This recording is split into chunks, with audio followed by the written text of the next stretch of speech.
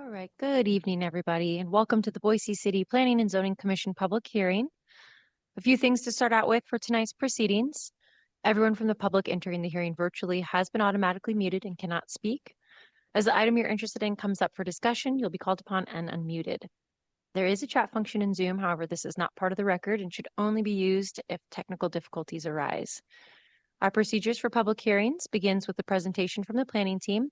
Then we'll go to the applicant and then the representative of the Registered Neighborhood Association, followed by questions from the commission. After that, we proceed to public testimony, starting with those who are in person, then who signed up on the sign-up sheet in advance, and then anyone else who raises their hand virtually. If you're attending through your telephone, you can type in *9 to raise your hand. Each member of the public is allowed up to 3 minutes for testimony. We are strict with this time as it is limited in code. Finally, the applicant is allowed 5 minutes for rebuttal, after which the hearing will be closed and the commission will deliberate and render a decision. Madam Chair, you have the floor. Thank you, Crystal. We are citizen volunteers appointed by the mayor and approved by the city council. We make final decisions on conditional use permits, variances and appeals, and recommendations to city council on subdivisions, rezones, annexations, and code or comprehensive plan amendments. Any decision made tonight may be appealed to the city council, provided that the appeal is filed within 10 days of this hearing. In order to file an appeal, you must have given written or oral testimony at tonight's hearing. So that's why it's important to give your name and address when you testify tonight. We utilize a consent agenda. This means that if the applicant agrees with the staff report and if there is no public opposition, the item will be placed on the consent agenda. All items that are placed on the consent agenda are approved with one motion without further public comment. For items not on the consent agenda, we will hold a full public hearing in the order just detailed a few minutes ago with staff, applicant, neighborhood association, and then the public testimony. Thank you all for attending tonight. Will the clerk please call the roll?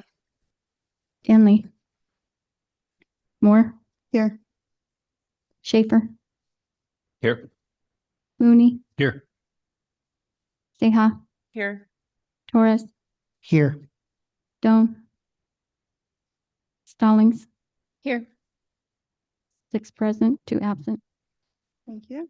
So we'll start tonight with the creation of consent agenda. So I have minutes acceptance, the minutes for the meeting on July 7th and the meeting on July 14th, and then the work session meetings for July 14th as well. On consent agenda, we have a few items as well. Item number A, PUD 22-67 Gardner Group at 3300 South Vista Avenue. It's a request for a 2-year time extension for a general exception to apply the C2D zoning district standards to the entire subject property in order to develop a mixed-use project, including multifamily, hotel, and a religious institution. A height exception and a conditional use permit for the planned unit development comprised of 183 multifamily units on 9.12 acres located at 3300 South Vista Avenue are also included. This is just a time extension, so it's not a public hearing at this time. Otherwise, on consent, eligible for consent, we have item number 1. That's CVA 25-20 for Rodney Evans and Partners. It's at 2705 North 32nd Street. It's a variance to deviate from the subdivision requirements to provide a frontage road, giving access to a collector roadway on 0.47 acres in an R1C zone. Also included is SUB 25-34 for Camille subdivision. It's at 2705 North 32nd Street, and that's a preliminary plat for a residential subdivision comprised of 4 buildable lots on 0.47 acres in R1C residential traditional zone. Is the applicant present tonight? And are you in agreement with the terms and conditions of the staff report? Perfect. And let the record show that the applicant is in agreement. And is there anybody in person or online who is in opposition to item number 1 and is hoping to testify tonight? You are in opposition to item number 1? Okay, perfect. Well, we'll take that one off the consent agenda. Moving on to item number 2, we have CAR 25-6 for Rodney Evans and Partners. That is at 11076 West Arch Street. It's a rezone of approximately 1.38 acres from R1C residential traditional to MX1 mixed use neighborhood. Also included is CVA 25-37, which has actually been withdrawn. So the variance on item number 2 has been withdrawn. Also included is SUV 25-14 for Crouch subdivision. That's also at 11076 West Arch Street. It's a preliminary plat for a residential subdivision comprised of 21 buildable and 1 common lots on 1.38 acres in a proposed MX1 zone, mixed use neighborhood. Is the applicant present? Are you in agreement with the terms and conditions of staff report? Or let the record show that the applicant is in agreement. And is there anybody present in person or online who is in opposition to item number 2 at 11076 Arch Street? Seeing none, I'd like to place item number 2 on the consent agenda. Number 3. And finally, we have item number 4 eligible for consent agenda. That is CAR-16 for the land group. It's at 2653 South Victory View Way. It's a rezone of approximately 4.17 acres from an R1A AIO FPO residential large lot with airport influence overlay and flood protection overlay to I1 AIO FPO industrial light with airport influence overlay and flood protection overlay. Also included is CPA 25-6 for the land group at 2653 South Victory View Way. It's a comprehensive land use amendment to change the land use designation from suburban to industrial on 4.17 acres in a proposed I1 AIO FPO industrial light with airport influence area overlay and flood protection overlay zone. Is the applicant present tonight? Perfect. And are you in agreement with terms and conditions of staff report? Like, let the record show the applicant is in agreement with the conditions of staff report. And is anybody present in the chambers or online who is in opposition to item number 4 at 2653 South Victory View Way? And you are in opposition to this item? Perfect. We'll take that off of the consent agenda. And I will entertain a motion. Madam Chair, Commissioner Mooney.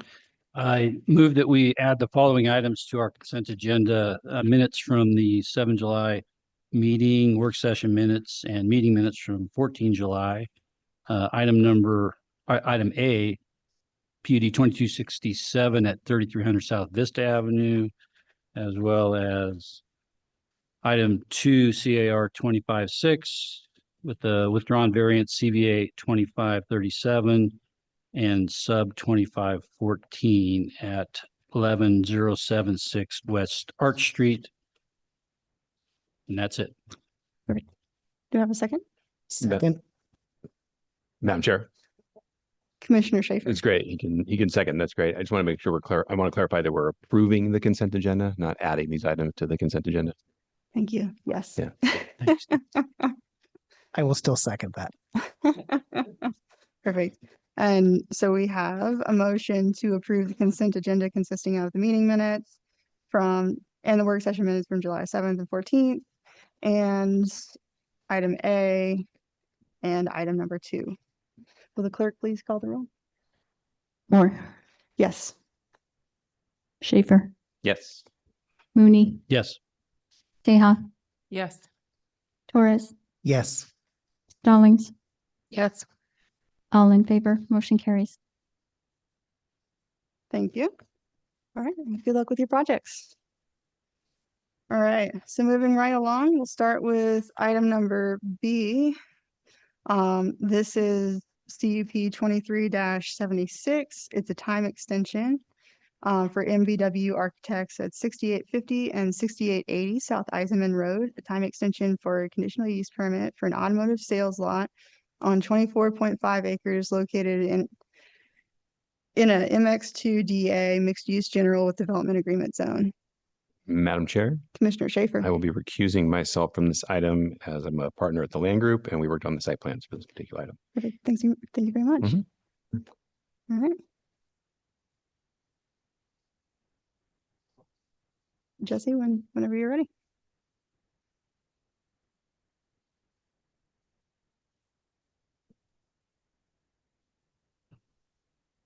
Good evening, Madam Chair and Commissioners. The item before you is a time extension request for CUP 2376. This was a conditional use permit for an automotive sales lot on 24.5 acres located at 6850 and 6880 South Eisenman Road in an MX2 DA and MX2 zone. The subject property is comprised of 2 parcels, and the southern parcel contains retail uses, while the smaller northern parcel is zoned MX2 DA and is currently vacant. There's an existing development agreement on the northern parcel and the adjacent parcels to the north, which dictates allowed uses for the property. The approved semi-truck sales and service use was conditionally allowed under the Legacy zoning code and per the terms of the DA. However, DAs are put into place to be more restrictive than the development code and not less.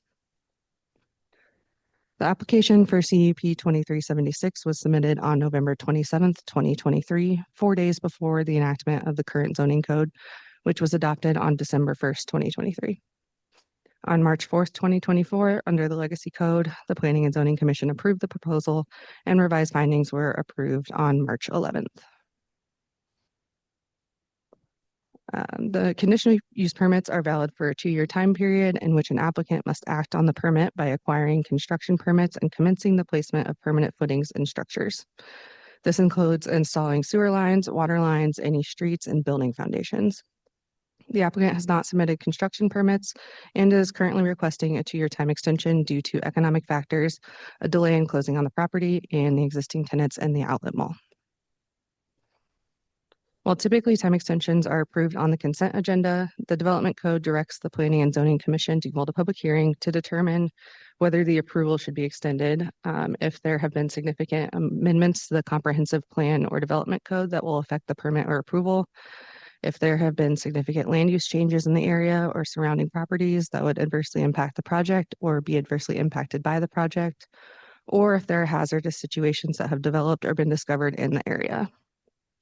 As a note, not all of the situations listed must be found true for the Commission to deny the time extension request. While a trucking facility was conditionally allowed under the Legacy zoning code, the current zoning code does not allow heavy vehicle sales in the MX2 zone. The MX2 zone is the general mixed use zone and is intended to provide opportunities for a mix of office, commercial, institutional, and residential uses at a scale designed to serve community needs broader than those of nearby neighborhoods. In addition to the use conflicts with the current zoning code, the proposal does not meet many other design standards. The overall proposal was to demolish all existing buildings on the site and construct 2 new buildings connected by a canopy structure. The remainder of the site is proposed to include a collection of paved parking and storage areas, including a customer parking lot, employee parking lot, vehicle sales yard, trailer storage, and delivery areas. The approved plan does not meet the maximum setback requirements of the zone, which requires buildings to be located within 20 feet of the front and street side property lines. The proposal also has parking located in front of the building, which is not allowed and does not provide safe pedestrian and bicycle access from the street to the building entrance. Additionally, the applicant is showing a 12-foot fence and gated access, whereas the MX2 zone limits fences to 6 feet and does not allow any gated entrances outside of industrial zones. Other design standards that are not met include a lack of EV spaces, inadequate long and short-term bike parking, required landscape islands, and 10-foot sidewalks along Eisenman Road, and a lack of required street trees. As previously noted, the MX2 zone is intended to provide a mix of office, commercial, and residential uses. Although residential development cannot be accommodated on the subject property due to its location within the airport influence area, there is an opportunity for the site to accommodate a range of commercial, retail, employment, service, and recreational uses. The surrounding area has a mixture of uses, including Idaho Ice World, a city-owned recreational facility to the south. There's also a planned bus route, bikeway, and pathway to the northeast. Additionally, the subject property is approximately 1.5 miles northwest of Micron and could accommodate supportive services for employees.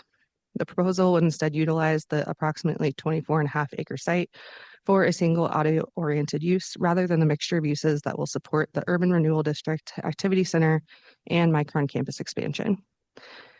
This brings us to the second finding for a time extension, that there has been a significant land use change in the area that would be adversely impacted by the project. The proposal was approved prior to the annexation of approximately 520 acres associated with the Micron campus expansion.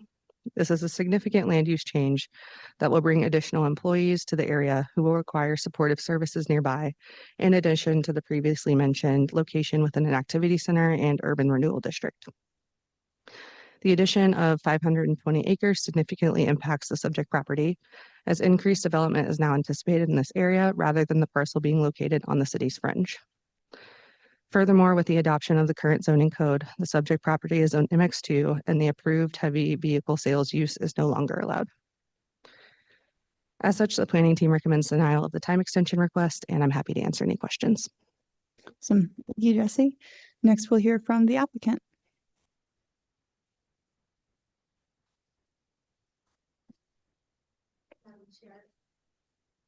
Maybe, I think it's on the top. There we go. There you go. Madam Chair, members of the commission. My name is Tamara Thompson. I'm with the Land Group. Our offices are at 462 East Shore Drive in Eagle. I do have a PowerPoint for you here that I'll go through real quickly. I'm going to be presenting alongside with other members of our team. With me tonight, we have Jeff Nelson with NBW Architects, Matthew Parks with Clark Wardle, Matt McKay with Kenworth Sales, and a couple other folks from ESI Construction. So we have a full board here to answer any questions that you might have.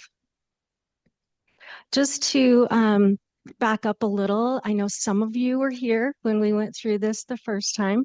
Some of you are new, so we'll give you a brief overview of where we've been. So our conditional use permit was approved in March 4th of 2025. It came back for findings on March 11th in 2024 is when this was approved. That's a typo there. This conditional use permit is valid until March of 2026.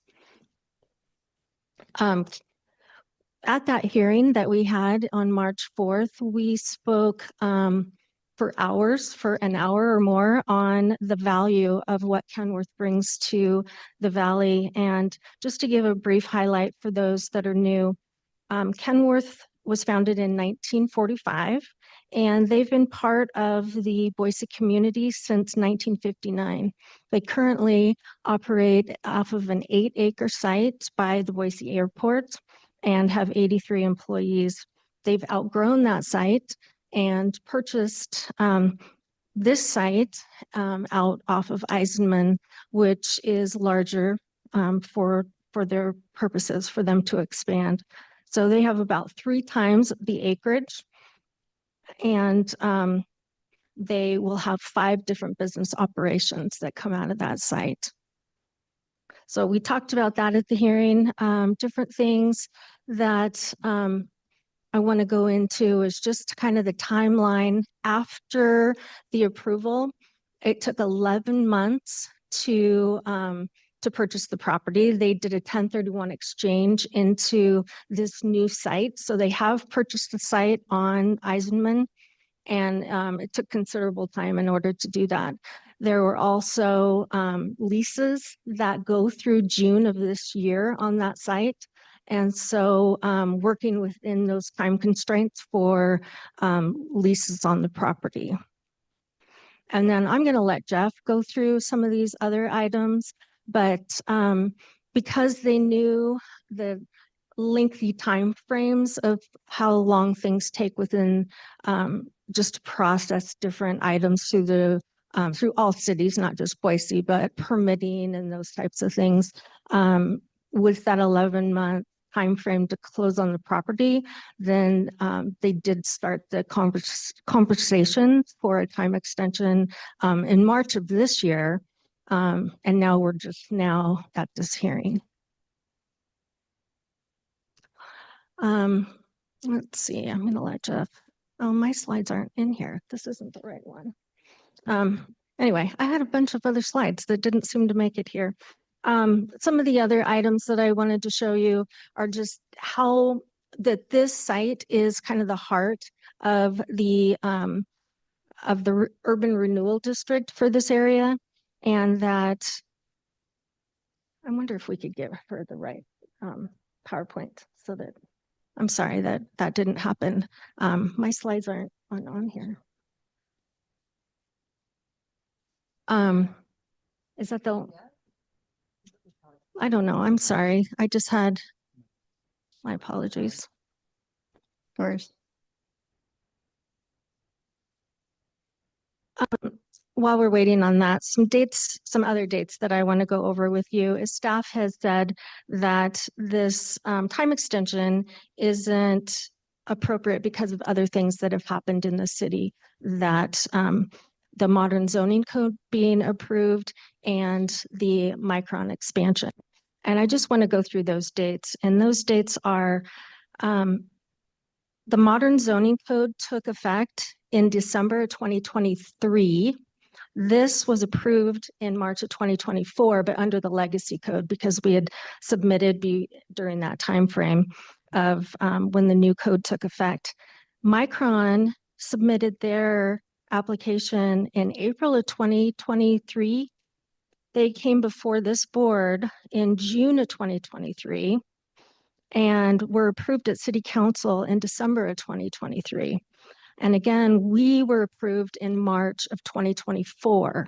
So both the zoning code and the Micron expansion were known at the time of this approval. So those were not new items that were unknown at that time. Okay, here we go. Thank you for your patience. The Gateway East Urban Renewal District, you can see our site pointed out there. That was established in 2019. And that is where the city is putting resources to making this area an industrial area. The Kenworth site supports that. And then these are an overview of similar sites in the area that are trucking, transportation, distribution, and light industrial with the green dots, and ours there in the center. These are some of the facts about what Kenworth brings to the area. 72% of all items that we as consumers, whether we touch it or wear it, eat it, all those things come to Idaho on a truck. We don't manufacture a whole lot of items. And then it's a $2.2 billion industry that Kenworth supports. And trucking serves everyone. And I'm going to let Jeff come up because we're running out of time. And I do have some information on Micron that I can answer for you later if you want to, I'm sorry, on Maverick. That was something that came up previously and they are adjacent to us. So Jeff. And if you will, just state your name and address, please. Hey, my name is Jeff Nielsen. I'm with NBW Architects, which is at 990 John Adams Parkway in Idaho Falls, Idaho. Commissioners, appreciate your time today. And thank you, Tamara. Just picking up here, just wanted to review the timeline. We obviously want to show the commission that the applicant has been very engaged since they were granted the conditional use permit. And I'll kind of pick up where Tamara left off there. As soon as Kenworth was able to close on the property 11 months after the CUP was granted, we started into design, and then there was economic concerns with the tariff that were affecting the trucking industry. So out of caution, they said, let's go ahead and pursue a conditional use permit extension. And so I crafted a letter and worked with planning and zoning. That letter was submitted on March 10th. And after several follow-ups, it sounded like it was being reviewed by staff. And eventually, after multiple follow-ups to get a response, it was said that it would not be recommended for approval. And then it was uploaded, and the soonest meeting time we could get was August 4th. So obviously, we're trying to weigh going through the extra expenses of starting design, but also hedging our bets, because it was at this point, we're 5 months into submitting that letter. And so we started back into design, and we also selected ESI construction. So we've really tried to be good stewards of the time that was given to us with the conditional use permit.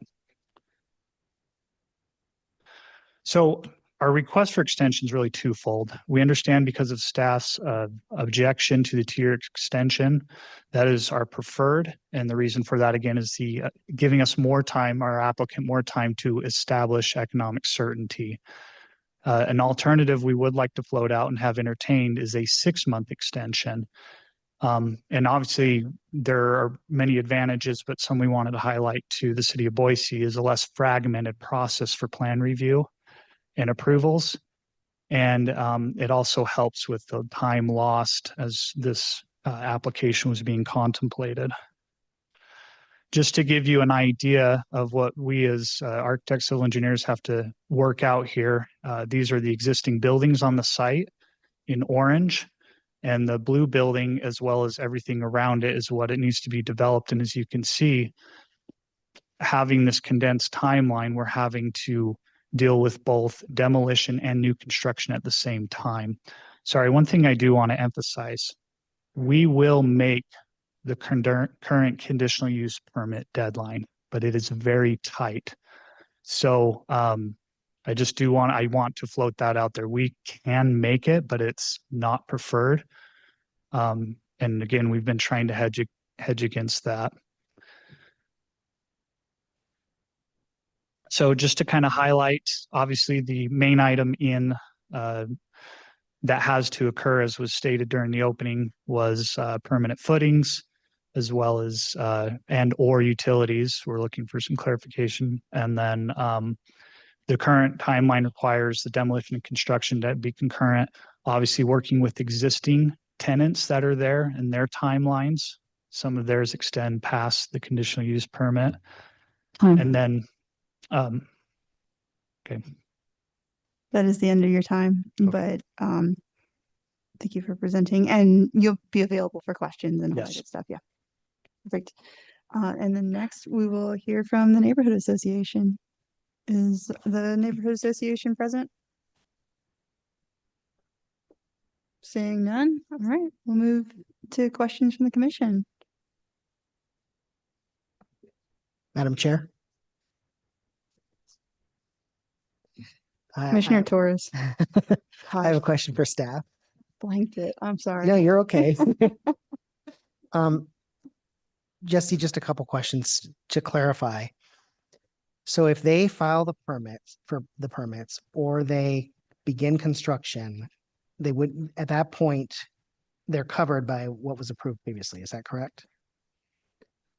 Madam Chair, Commissioners, there are very specific terms of approval that are outlined in the code. And essentially what that says is that within that 2 years, in order to act on that conditional use permit, they have to have acquired construction permits and commence the placement of permanent footings and structures.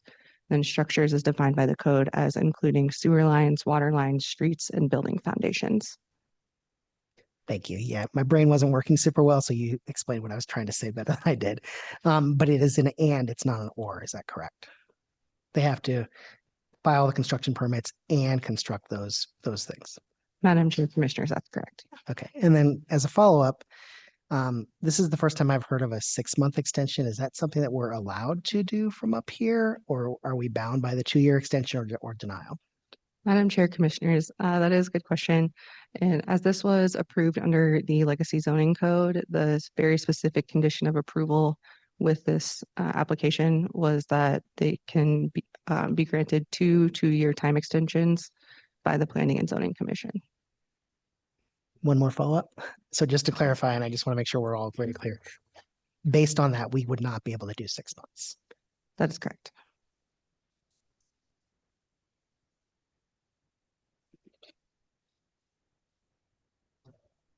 Madam Chair. Commissioner Mooney. I have a question for staff. The item E on the extension of approval terms, the code's pretty clear that a new application and fee are required and shall be reviewed for compliance with current plans and ordinances. So could you explain the extension process? Is the intent that the applicant, if they can't get going, would come back in and reapply, as it says here, shall review, and we would reconsider a new CUP? Or is it just we're going to grant an extension or not grant an extension? Madam Chair, Commissioners.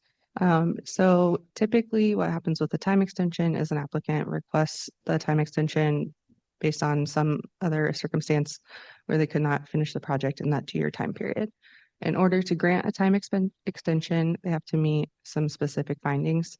Typically, what we've seen in the past is that has been a consent item because we hadn't had large changes or significant changes to the development code. But we have had significant changes since December 1st of 2023, which is why we're hearing this today. Madam Chair, follow-up. Please. So from the staff's perspective, we saw lots of, rationale for the delay, tenants, problems, purchasing. From our perspective, applying the code, are any of those reasons that the applicant has shown, are any of them of consideration that we should give some weight to? Madam Chair, Commissioners, the 3 findings that we're looking for to extend a valid CUP are that there have been significant amendments to the comprehensive code or plan that will affect the permit or approval, which this does with the rezone, that there have been significant land use changes in the area that could adversely be impacted by the project, or that there are hazardous situations that have developed or been discovered in the area. So unfortunately, we can't take other circumstances that are outside of the zoning code into consideration when we're making our recommendation. Thank you, Madam Chair. Anybody else?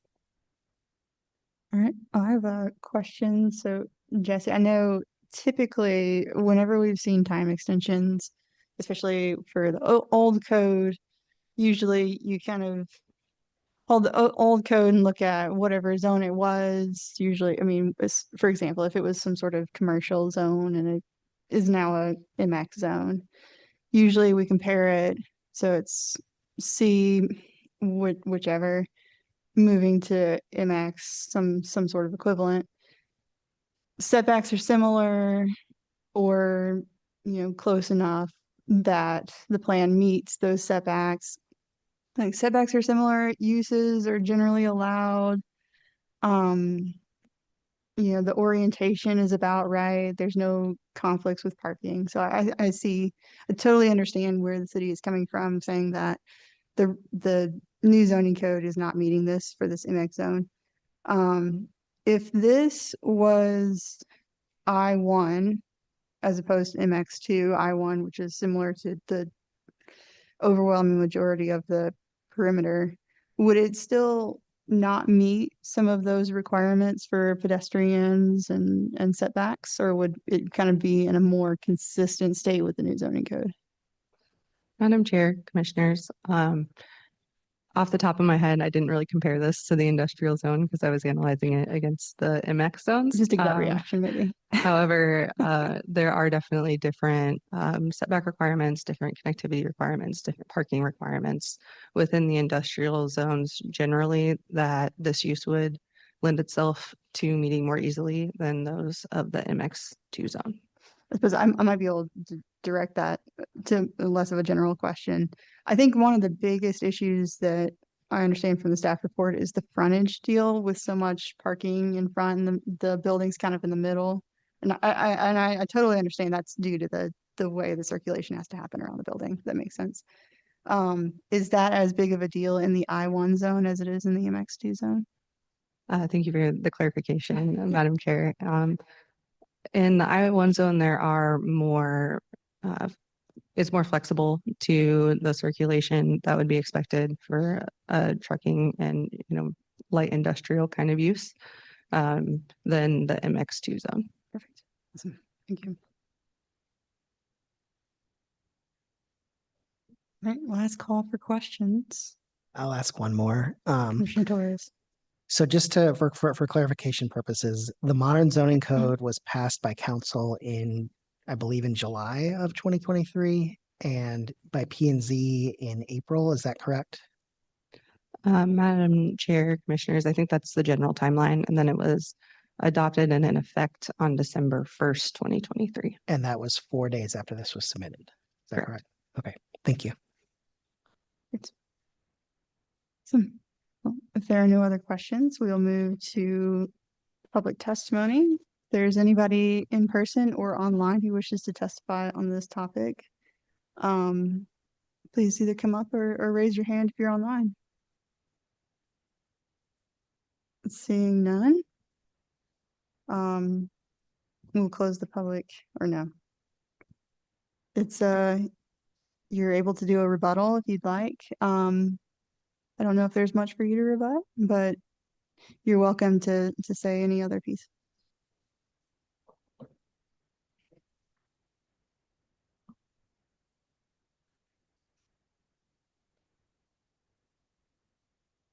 And if you'll just state your name and address, please. Thank you. My name is Matthew Parks with Clark Wardle, 251 East Front Street, Boise, Idaho. I have a couple of minor points just for clarifications or issues. One, to your question, Commissioner Torres, I think there is an ability to have a shorter extension in the code. I think it's not one or the other. I think there could be a 6-month extension if the commission was inclined to do that. I also want to address the issue of what happens after, let's just for sake of argument, the extension request is denied. I'm having a little hard of a time with what happens with the deadline. The code in the legacy code, there was no, I guess, suspension of the time to deal with an extension request, whereas the current code indicates that if a timely request is made, the time frame is suspended during the time of the consideration of the request, meaning that right now we're in a suspended time frame. So whether there's going to be just say a denial today, after written findings, we'd have to establish a new deadline for the expiration of the CUP. So I think right now we're already at a 5-month extension essentially.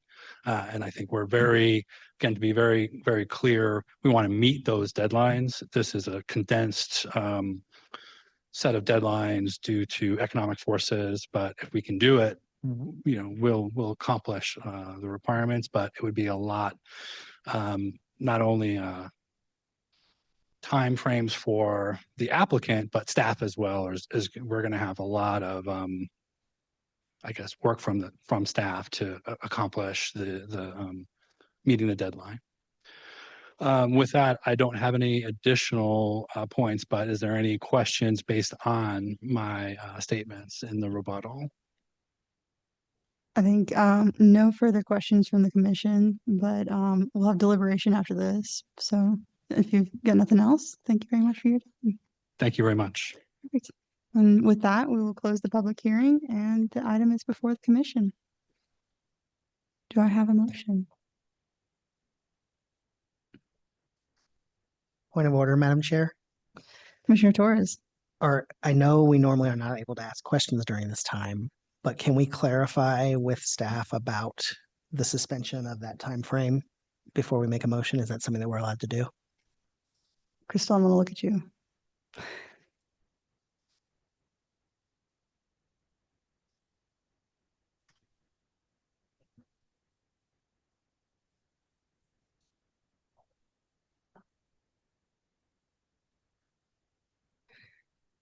Madam Chair, Commissioners, what was the exact thing you wanted clarification on again? So the applicant said that, sorry, Madam Chair, Commissioner Torres. that under the old code, the time frame would be paused essentially during the time that the extension request was considered. Is that something that we are allowed to do? Is that the case under the old code? I guess, can we get some clarification on that if that's allowed?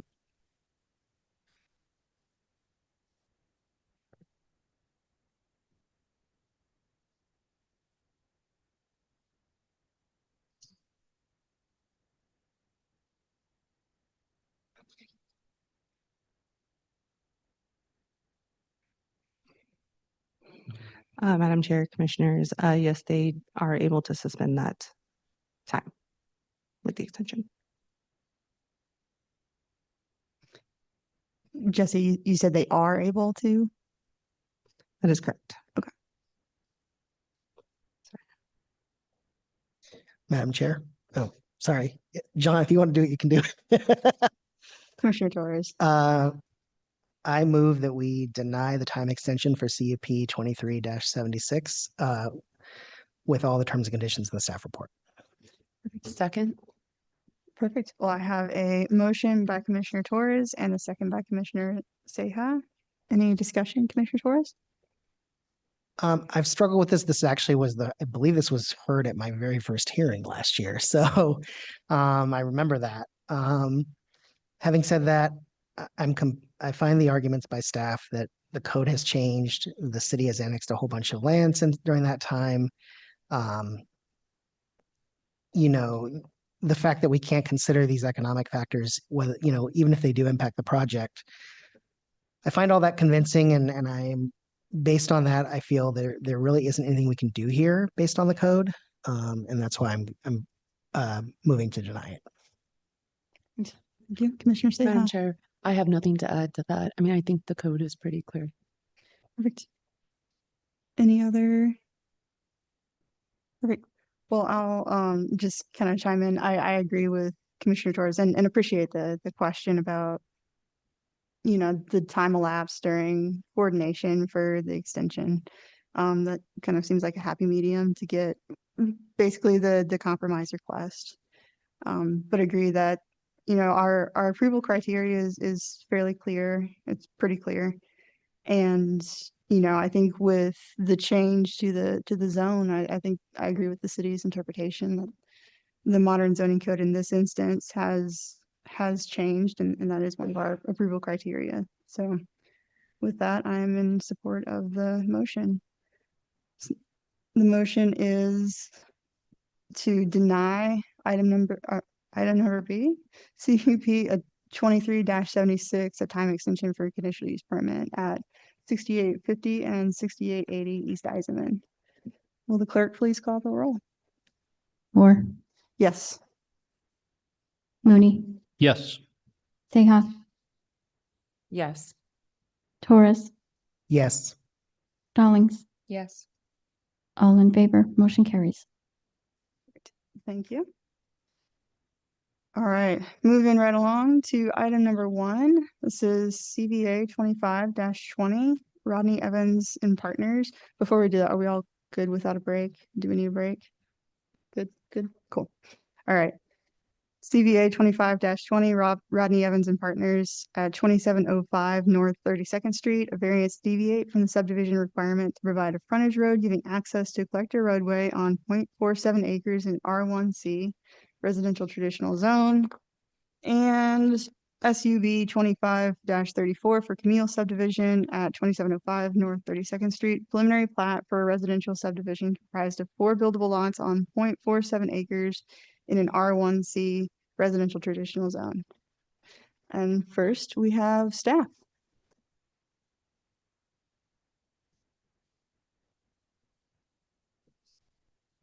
Bear with us in just a second. We're going through some technical difficulties.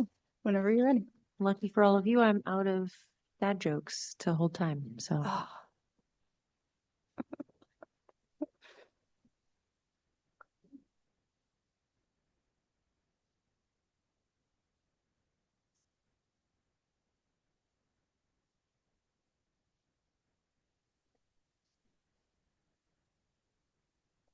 Good evening, Madam Chair and Commissioners. The item before you is SUB 2534 and CBA 2520. This is a preliminary plat for a residential subdivision comprised of 4 buildable lots on 0.47 acres located at 2705 North 32nd Street in an R1C zone. A variance to deviate from the subdivision requirement to provide a frontage road giving access to a collector roadway is also included. As outlined in the project report, all lots within the Camille subdivision meet the dimensional standards of the R1C zone. The applicant is proposing to provide a 10-foot wide detached sidewalk along 32nd Street as required by the development code. The proposal includes 4 duplex-style townhomes and will share driveways onto 32nd Street, reducing the access points to 2 for the subdivision rather than 4 individual driveways. There's also a variance included to waive the subdivision requirement to provide a frontage road instead of direct access to the collector roadway. The proposal to combine access points would allow for the same number of access points as a frontage road, and there is a hardship with the property in that the frontage road requirement would significantly reduce the buildable lot area, would require significantly more pavement, and would create an inconsistent development pattern within the neighborhood. Late correspondence was received with an updated landscape plan that included preliminary tree mitigation calculations, and any required mitigation would need to be met on site or through payment to the Parks and Forestry Fund. And as detailed in the project report, the planning team finds the application is consistent with the approval criteria for subdivision and variance request and recommends approval. And with that, I'm happy to answer any questions. Sure. Thank you, Jesse. Next, we'll move to the applicant. All right, whenever you're ready, Ben. Madam Chair, members of the commission, Ben Semple with Rodney Evans and Partners, 1450 West Bannock Street, Boise 83702. I want to thank Jesse for the presentation, brief presentation. I just want to reconfirm we are in agreement with all the conditions of approval in the staff report. I primarily just want to talk about the variance here. So collector roadways require a frontage road. What that looks like on this project, it's a fairly small project right next to Sunset Park. It would curb gutter, 8-foot planter strip, 10-foot wide sidewalk, 10-foot planter strip, 20 to 24-foot wide shared driveway with curb return style returns out to 32nd Street. The impacts of that are a substantial increase in paved area, as well as the curb return style entries would limit basically any on-street parking in front of this project. By going with the shared driveways, we are still consolidating entry points. They're a little bit more narrow. They're only 20 feet wide. They provide plenty of access to the homes. We still have 8-foot planter strip with street trees.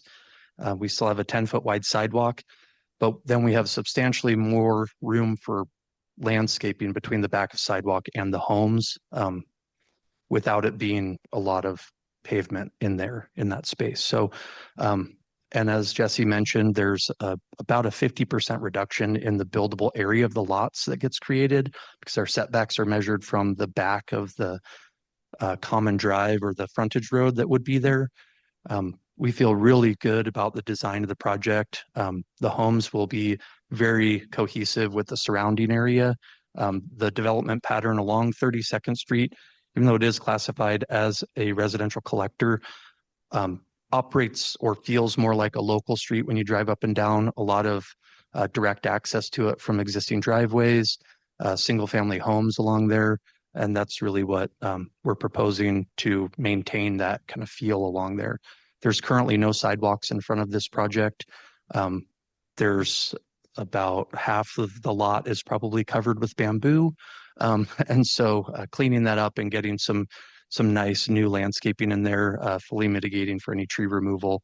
We feel, again, very good about this project, where it's located, and feel like we do have a hardship with that reduction in the buildable lot. We have smaller homes than what are existing around us, which primarily were built probably between the 20s and 70s. So I would stand for any questions that you have about the variance request or subdivision. Thank you very much, Ben.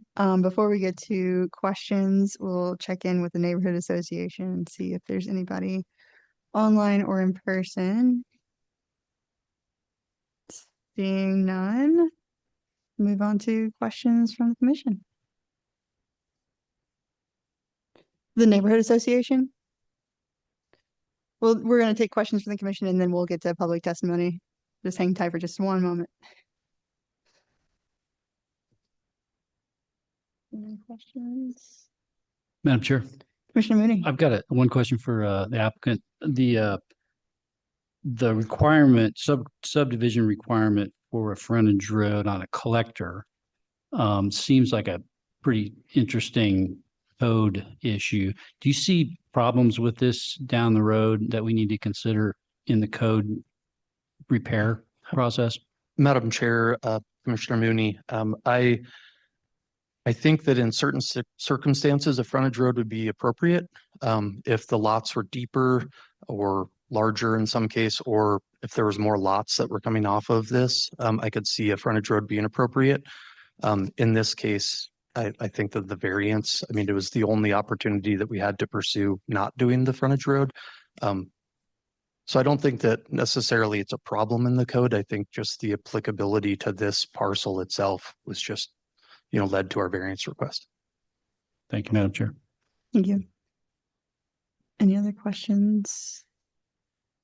All right, I'll have one question for Jesse, just to clarify. It could be prevent either.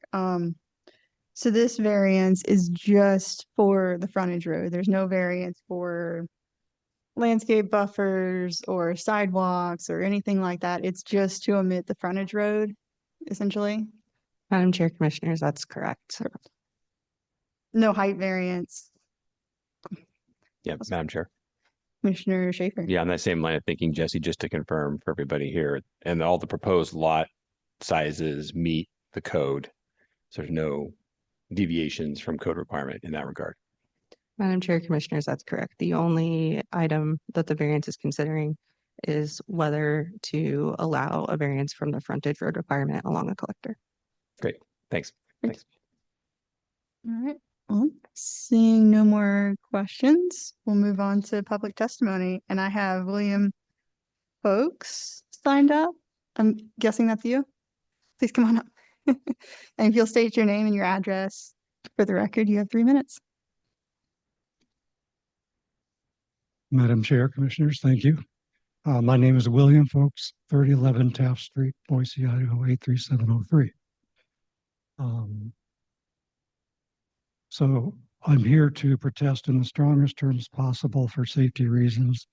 The variance request to deviate from the subdivision requirement to provide frontage road, giving access to a collector roadway for these lots. From the drawings provided, it appears to me that each of the 4 units have 3-car garages proposed for off-street parking. That's a total of 12 car totals for off-street parking for this subdivision. And from the drawings, it appears to me that up to 12 vehicles pulling into the garage aprons and parking spaces will pull off of 32nd Street and drive headfirst into the provided off-street spaces. It appears to me that the 12 vehicles for the subdivision would then be backing up across the sidewalk that is proposed and then continue backing out in an east-west direction to re-enter the north-south 32nd Street roadway to travel either north or south. Those backing out and wishing to travel north on 32nd would have to back out across the 2 lanes, street lanes, in order to accomplish this maneuver. Immediately to the north of this proposed subdivision is Boise City Sunset Park that is accessed by many people via pedestrian means, some by sidewalk, some crossing 32nd, some will walk in the street. Where there are no sidewalks on 32nd, most of 32nd does not have sidewalks, and vehicles parking along 32nd Street, and also by vehicles entering the parking lot that is provided off of 32nd on the west side. Notably, the parking spaces here at the park are oriented so that the slots are north-south with room so that when visitors leave the lot in their vehicles, they back up in the lot and are then able to pull forward onto 32nd Street, turning right or left. They are not backing their vehicles out onto 32nd Street, which only makes sense from a logistical and safety point of view. There's a lot of neighborhood and Sunset traffic as well as connector traffic heading to and from State Street and the new subdivisions and new multifamily housing projects being built on the north end of 32nd, south of Hill Road and Forsythia. I've lived here for 33 years and the traffic is accelerated exponentially. And even with recently installed speed bumps near the park, there are those who refuse to slow down on their way to and from State Street. There's frequent congestion here by the park. There's lots of kids on bicycles, skateboards. There's a dog park there, picnic, a lot going on in this full functioning park. And so from a safety point of view, allowing this subdivision by granting this variance to have up to those 12 vehicles backing up across sidewalks. This is an inherently awkward maneuver, backing up onto a feeder street to the park is a recipe for tragic accidents, in my view. Time. For pedestrians and those in vehicles alike, that would extend I'm sorry, well into the future. that is your time. And so I ask you to please reject this unwise variance proposal. Thank you very much. That is your time. Is there anybody else in person or online who is wishing to testify on this item tonight? Seeing none. Ben, you have 10 minutes for rebuttal. Madam Chair, members of the commission, again, Ben Semple with Rodney Evans and Partners. Yeah, to address some of those, these homes have 2-car garages, which is standard for a single family home. We're orienting these driveways, and the shared entries are going to have a shared use and access easement over them. So there will be the ability for an individual to back out of their garage and make a turning movement backwards within that shared driveway and exit the driveway forward onto 32nd Street. There's a lot of existing homes in this neighborhood that do have a back out onto 32nd Street condition. We were not proposing that in this. We specifically wanted to orient these and connect them at the middle where the garages would be to allow for this kind of turning movement to improve safety. I believe there is sidewalk adjacent to this site to the south that we will be connecting to. That's attached sidewalk. We have detached sidewalk, so 8-foot planter strip, and it'll be a 10-foot wide multi-use pathway as opposed to the 5-foot, maybe 7-foot wide attached sidewalk. Our ACHD staff report indicated no concerns with our proximity of driveway connections to 32nd in relation to the park entry on 32nd. We've pushed them pretty much as far away as we can. A frontage road would have actually put the southern entry closer to that park entry. I want to confirm these are single family homes. This isn't a multifamily development. These are meant for Boise families to live in. And we will ensure that any planting, I'm the landscape architect doing the landscape design on these, that will maintain a vision triangle, as appropriate at these exits so that there isn't plant material blocking people, even if a guest does need to back out onto 32nd. Again, there'll be plenty of visibility in both directions, especially compared to what is there currently. I would stand for any additional questions. Perfect. Well, no additional questions at this time, but thank you very much, Ben. Thank you. All right. And with that, we'll close the public portion of the hearing and the item is before the commission. And as a reminder, we are the deciding body for the variance and the recommending body for the subdivision.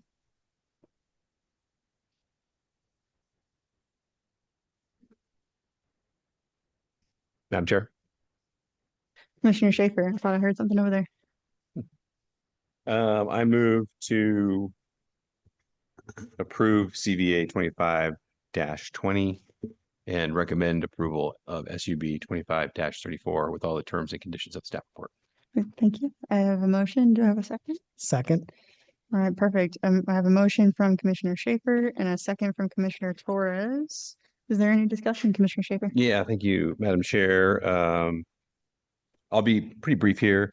Thanks to the applicant. I think the development looks good. It's a pretty typical, infill type development that we've been seeing in the city here the last number of years. So no concerns there.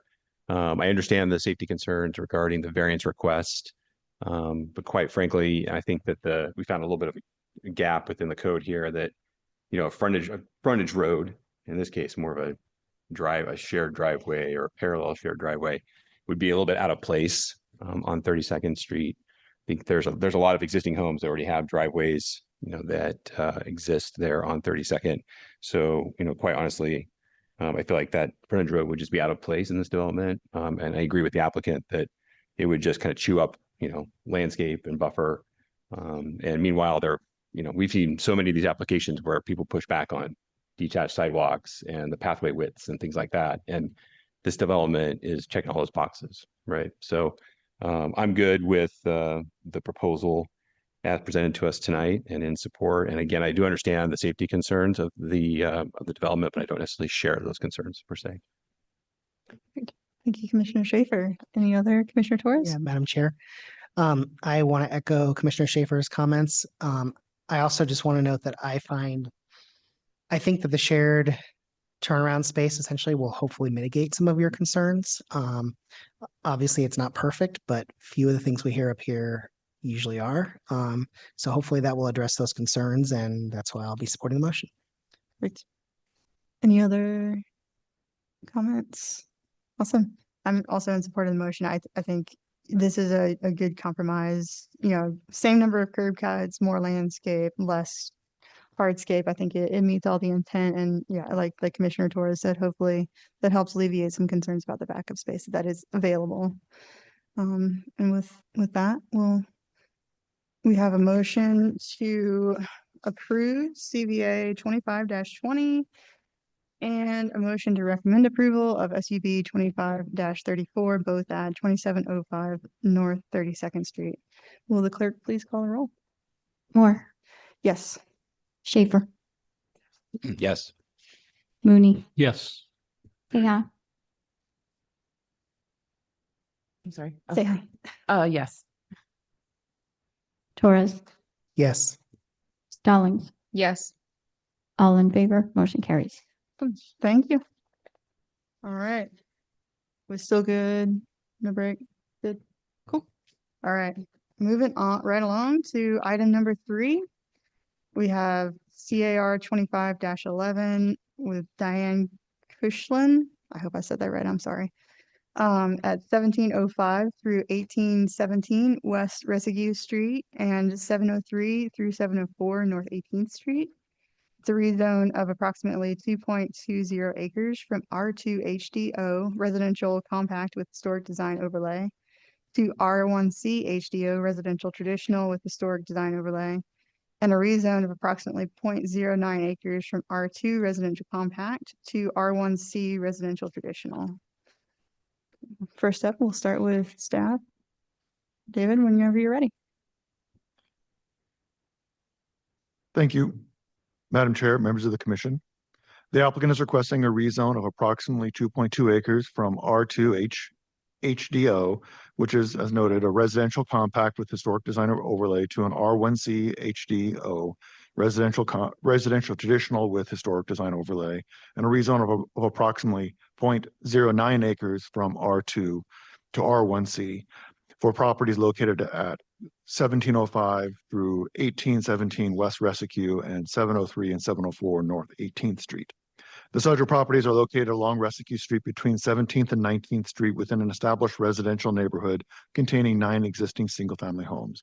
This block is situated at the edge of the expanded North End Historic District and just north of the Albertsons Marketplace Shopping Center, which is comprised of various commercial uses.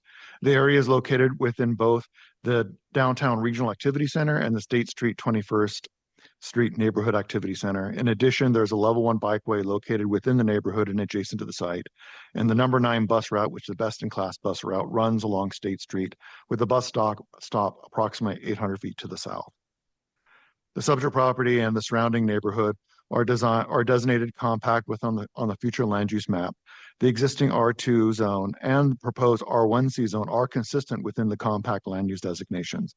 The commercial shopping center located about 130 feet south has a land use designation of mixed use. This commercial node consists of the Albertsons Marketplace Shopping Center and the Albertsons grocery store located along State Street. Basically, the applicant is requesting to downzone the subject property from R2 to R1C in order to protect the historic neighborhood character of the area, since it is located at the edge of the historic district and close to the commercial properties along State Street. The reasons for this are detailed within the project report and their explanation letter. The planning team does not support the rezone request and cannot find a technical error to justify the requested rezone to R1C. The subject property has been zoned R2 since the establishment of the Boise City Development Code. And in general, the R2 zone north of State Street was intended to create a transition zone between the commercial uses along State Street and the residential neighborhood to the north. This R2 transition zone would allow development that is compatible with both the adjacent mixed-use zones along State and the traditional residential neighborhood to the north. In addition, allowing a higher density development is anticipated and encouraged along by the comprehensive plan in the general area, since it is close to State Street where services and infrastructure are present to support such type of density or such type of residential developments. Sorry. The development code requires additional transitional setbacks and design standards for projects adjacent to R1C zones. This slide shows the required neighborhood transition setbacks from the development code. And basically what it states is that the height of the building for any development or redevelopment adjacent to an R1A, R1B, R1C zone would be limited to 35 feet. And a portion of the building over 35 feet in height would need to be set back 20 feet. The height of the R2 zone, which is existing, is 45 feet. As such, it is the intent of the zoning map and the planning team to create a large enough area to accommodate a mix of residential housing that is anticipated along a major travel corridor. Therefore, the proposed R rezone would impact the potential development of the adjacent R2 zone properties to the south. The R1 zone or the rezone is not compatible with the 3 existing single-family homes along Rescue Street, since they would create non-conforming front yard setbacks for these houses. The existing R2 zone allows for a 10-foot front yard setback, but the R1C requires a 15-foot front setback. The house is located at 1705, 1707, 1711 West Rescue, maintain a 14 or 14.5 foot front yard setback, which is less than the required 15 of the proposed rezone to R1C. I will note that that staff has received several letters from the public in support of the application, including late correspondence received that should have been sent to the commission. In summary, the planning team finds the rezone does not comply with the required findings and recommends the Planning and Zoning Commission recommend denial to City Council. Thank you. Great. Thank you, David. Moving on, next we have a presentation from the applicant. Please come up and if you'll state your name and address, you'll have 15 minutes. Thank you, Madam Chair, members of the commission. My name is Diane Cushlan. I own the property with my husband at 1707 Rescue Street. There are multiple applicants in this request, and we would like to offer a organized, systematic presentation for you, which we think would be better than all of our residents coming up during the public hearing testimony. So we're requesting that we be allowed to talk sequentially for a maximum of 30 minutes. Unfortunately, we'd like to request that you keep it to 15 minutes, and then if you can condense it to that point, you will have 3 minutes in your public hearing portion. Okay. In that case, Thank you, Madam Chair and members of the commission, we will just it'll be just myself giving the introduction and Deb Nelson following. Then we'll have the rest of our members come up during the public hearing portion. And can we use the presentation at that point because they have some graphics to show? I believe so. Yeah. Okay. We'll just have to organize it. Thank you. Yeah. So, thank you very much. So first of all, who we are, we're applicants representing 9 property owners on the south side of Rescue between 17th and 19th. We're making this unusual request to downzone our properties from R2 to R1C. We're all volunteers. None of us are being paid for this application. We came together in the best interest of our neighborhood, and we are also sharing in all the costs of the application. So why are we making this request? First of all, and I'm sure you hear this at most applications that come before you, to protect our property rights. These property owners have all made substantial investments in these properties over the years. The tenure for residency on this street is from 18 months to 47 years. And during that time, all these residents, as the other applicants will testify to, have made significant improvements and in some cases restoration of these homes. The second reason that we're making this request is we believe there was a historical error in the map, and I'll talk about that in a few more minutes. And then we have the desire for our area to be zoned in the way it's represented in terms of the housing and to be treated the same as the rest of the neighborhood. And finally, we believe that we further the goals of the comprehensive plan. So our houses, our lots were created as part of the 1906 Highland Park addition, which ran from the back of our properties to 5 blocks north to Eastman, and then from Harrison to what was then 20th Street. These houses were all constructed between 1909 and 1912. And this was 55 years before the legacy zoning code was adopted in 1966. There is no reference in the legacy code to a transition purpose for the R2 district. That's in our minds a supposition on this part of the staff. I have been a practicing planner working in local government for 29 years, and I've done a lot of zoning maps. And I know it's a very practical way to put the zoning map between along a street. And in this case, that was what was done along Residue, which segregated us from the rest of the subdivision and other like houses in terms of history and design. I think it's harder to, using a street is easy because it's very noticeable. It's harder to do and more expensive to take the engineering survey and draw that line around the back of our lots, which is what we've proposed and what we've done. Now, when the modern zoning code was considered, there was a lot of discussion about the zoning lines on the map. And at that time, there was representation that there was not a lot of time or the ability to look at all of the nuances of that map and make changes. And so the R2 zone boundary between our properties and the properties to the north remained. There was also representation during the zoning code process that as time went on, the staff and the city would look at these individual peculiarities or nuances and make changes if necessary. So I want to talk a little bit about Residue very shortly. This street unifies this neighborhood, and you can see that by that old photo, probably before 1920, that looks across the street at my house.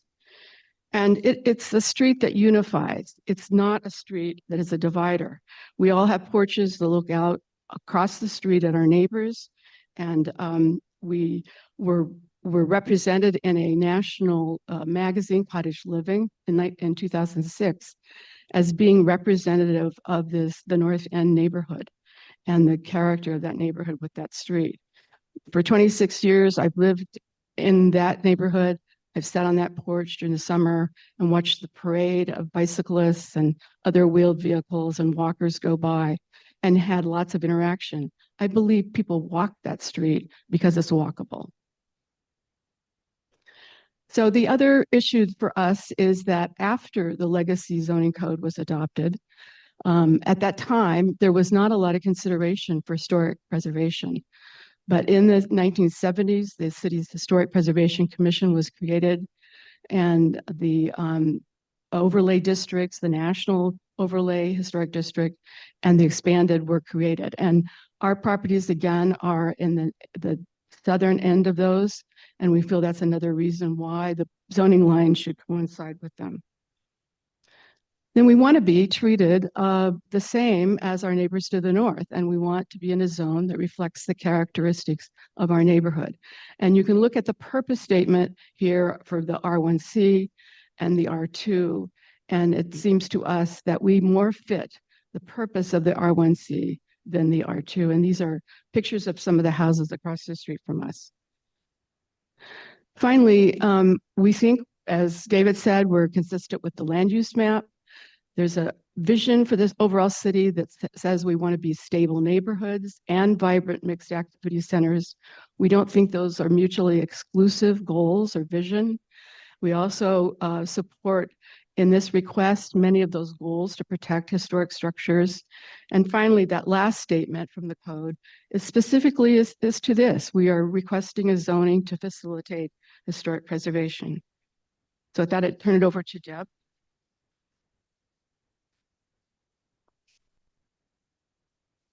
And if you'll just state your name and address as well. Good evening, Madam Chair, members of the commission. My name is Deborah Nelson. My address is 1811 West Residue Street. My husband, Keith Donahue, and I are one of the 9 applicant families before you this evening. I'm going to have to, we'll skip through all of the presentations by others. I'm going to focus my testimony here on the 4 rezone criteria that are before you for this decision, and I'll also respond to staff's arguments. The first criteria is highlighted here, and it really is about whether you've got a technical error in the current map or that the amendment is needed because of changed conditions or circumstances. Diane just walked through the original 1906 plat here, and also the original zoning that expeditiously and simply followed the street lines. That's not uncommon that block-shaped areas are created in that kind of zoning, and that can work okay in many locations. But here, a more careful line drawing exercise was needed to follow this unique 1906 Highland Park Edition plat that included 16.5 blocks. And careful review would not have separated the era of our homes from their counterparts to the north side of Residue and the rest of the historic North End. The historic overlay that came later reinforced where that line should be based on the age and architectural character of the homes. And these boundaries included our homes, the south side of Residue. Changed circumstances also support the rezone. The modern zoning code adoption in 2023 intensified the redevelopment that can occur in the R2 zone and along the State Street corridor. Minimum 4-story buildings are now planned along the State Street corridor. These changes make it even more important to ensure, let's skip ahead here. To ensure that the setback and the height transitions that are already built into your code for between the R2 and the R1C zone are put into the right place. If our street still remains in the R2 zone, we would not get to take advantage of this transition line between the 2 zones. And this transition is important. This figure shows what accommodations are made. And this is in your code at 110403.5. This requires matching setbacks to the R1C zone, and also importantly, stepped back height to give transition. Over 35 feet, you go back 20 feet, and then over 45 feet, you go back another 10 feet. That's very important for behind these homes. That adds protection for historic homes. And this is why these 9 families, with the support of Nina and the neighbors around us, are taking on this effort to correct the zoning map and align with the 1906 plat and the historic districts. We'll stay here for a minute. So staff has argued that there is no technical error because the properties have been zoned since 1966 as R2, and the R2 zone is intended to create a transition zone.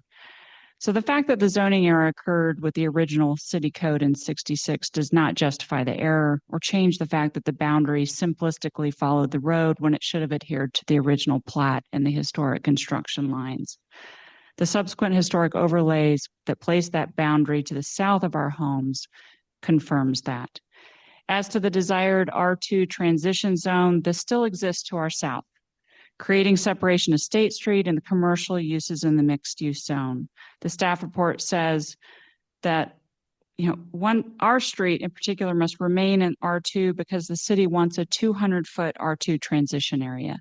There is no mention of this in the code, in the Blueprint Boise, and it is impractical to suggest that such a uniform distance can work in all locations. It is more important to follow the historic layout of the neighborhood and the uses than to arbitrarily extend a desired buffer zone over our historic homes. The second criteria is whether the rezone is in the best interest of the public, with particular consideration given to the provision of services. Here, this is in the best interest of the public because it protects existing stable neighborhoods and protects historic resources. There's no new development proposed, so there is no change in the provision of services. Staff argues it's not in the public interest for a number of reasons. They argue the rezone will reduce the amount of R2 in the city overall. In fact, this would be less than 1% reduction in the R2 zone. Staff also argues the rezone would impact the ability of our street to redevelop into more dense housing. Yet staff recognizes on multiple times in the staff report that it is both unlikely and would be difficult due to the historic overlay for the South Residue homes to redevelop into more dense uses. Staff also argues the rezone would impact the ability of the streets behind us to redevelop into more dense housing. These properties can still redevelop into a range of housing types consistent with the R2 zone. What we're asking for you to do is to carefully think about where the boundary is between the R2 and the R1C zones so that we have the benefit of the code mandated setback and height transitions. The third criteria for rezoning is that the size and the scale, the height, the density, and the mobility network of the proposed zone is compatible with the surrounding development. Here, these factors, the size, scale, height, density, mobility network of the applicant homes are all consistent with the homes on the north side of Residue Street and throughout the R1C zone of the north end. These are all detached single-family homes ranging from 1 to 3 stories on an average lot size of 6,600 feet. All have 10-foot detached sidewalks in front the Residue Street bikeway. Many have covered porches and alley-loaded garages. These characteristics are both consistent with and compatible with the R1C zoned homes across the facing street and through the north end. Staff argues that this finding cannot be met because the rezone would technically create a non-conforming front setback on 3 homes. These 3 homes were built between 1911 and 1912, all in a similar style with a covered front porch that covers approximately 50% of their front facade. This front facade is between 14 and 14.5 feet from the back of sidewalk and 27 feet from the street. Boise City Code allows front porch encroachments to extend 5 feet within the setbacks, but the city does not interpret this to apply to the style of these 3 homes where the partial porch and front house facade are flush. It is hard to see how a 6 to 12-inch encroachment from the partial front facade of a historic home into a property line setback supports staff's recommended finding that the R1C zone in this location is incompatible with the surrounding development. In fact, the depth of these 3 houses matches the other houses built along the same block whose front porches are set back 14 feet. Throughout the north end, which is primarily zoned R1C, you can find examples of homes that are closer than 15 feet from the back of sidewalk. As you can see, several images in this slide of homes that are in our immediate vicinity. So contrary to staff's recommendation or interpretation here, we believe that it is precisely that scale, size, height, density, and mobility network of these 3 homes, along with the other 6 applicants, that make the proposed R1C zone the best fit here and the most compatible with the R1C zone across the facing street and throughout the historic north end. And the final criteria is consistency with the comp plan, which Diane has already touched on. The comp plan calls for protection of stable neighborhoods and historic resources and for transitions between housing densities. The staff report on page 8 noted that the proposed R1C zone is not consistent with the comp plan designation of compact, but other places in the staff report and David's comments tonight correct that statement. Both of these zones, the R2 and R1C, are consistent with that designation, and the comp plan itself supports the goals here. Great. Stand for any questions. Thank you very much, Deb. Before we move to questions, we'll hear from the Neighborhood Association. Eric, if you'd like to come up, you've got 15 minutes as well.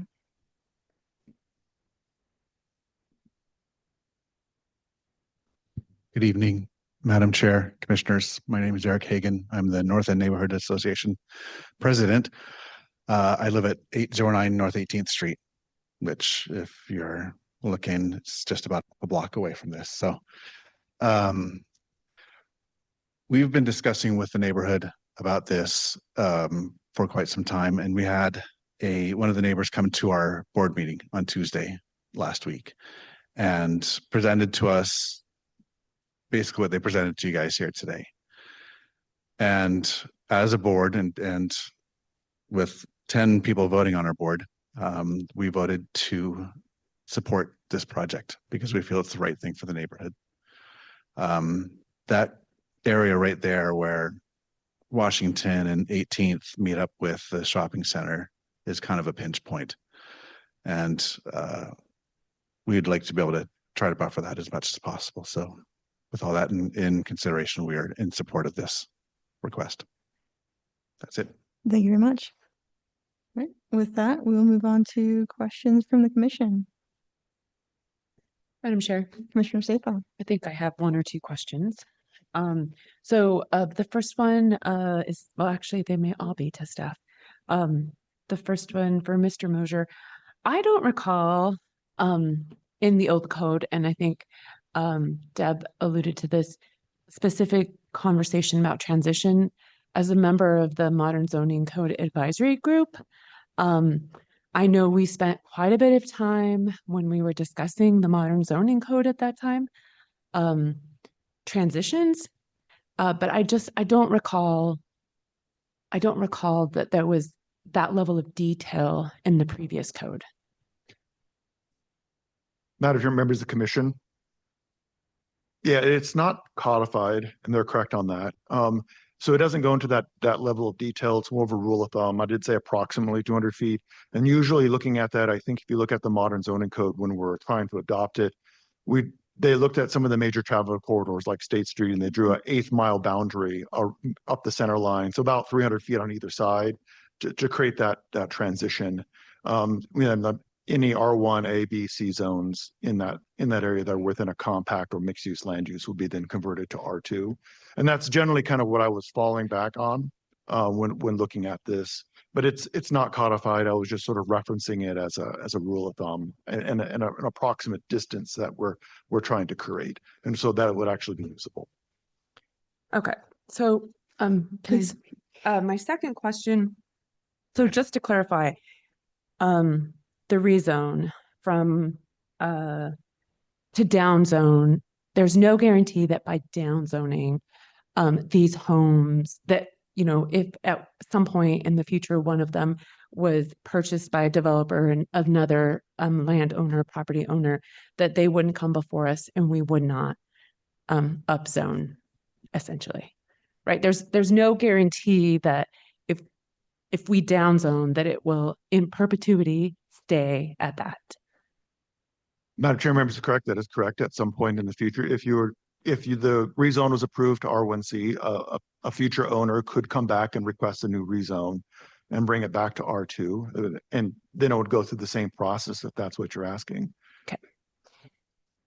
And please, one last question to staff. So in the planning report, it did say, and actually the applicant did mention this, so let me see. These historic design overlays provide additional protection for the neighborhoods intended to protect the historic character of the neighborhood within the overlay.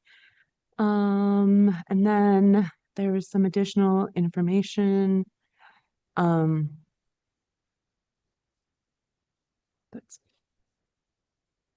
So in the report, it later states, however, the development of the subject properties under the current R2 zoning is not anticipated and would be difficult since these historic homes are contributing buildings within the historic design overlay.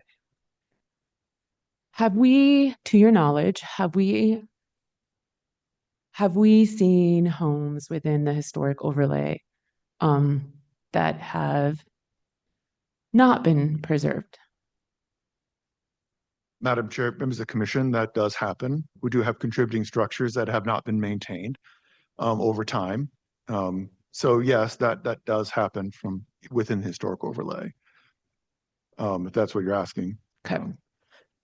So just because it's in the historic overlay, there's no guarantee that it's going to be preserved. Madam Chair, members of the commission, that is correct. I mean, these homes are well preserved, but there's no guarantee there's no requirement for maintenance per se, other than our general code standards about maintaining property in good condition and such. The historic design standards go into usually, they talk about if you're doing adjustments or additions or changes to the home that has to maintain the historic character via certain materials and such, and lot size and open space and coverage. But I don't believe it talks about maintenance. Okay, and Madam Chair, I have yeah, one keep last going, question, please. and my last question has to do with consistency across most of the city. So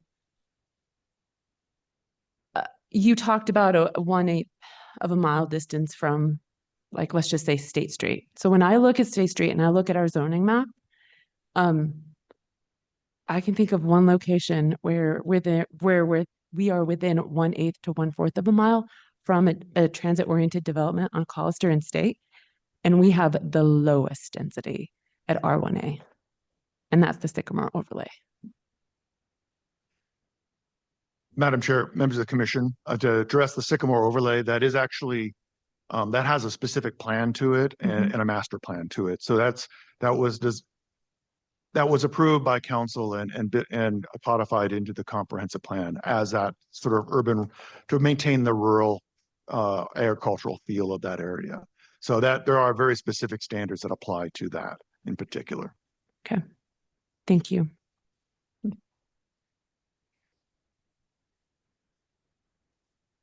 Madam Chair, Commissioner Mooney. could you put the zoning map up for a question for staff?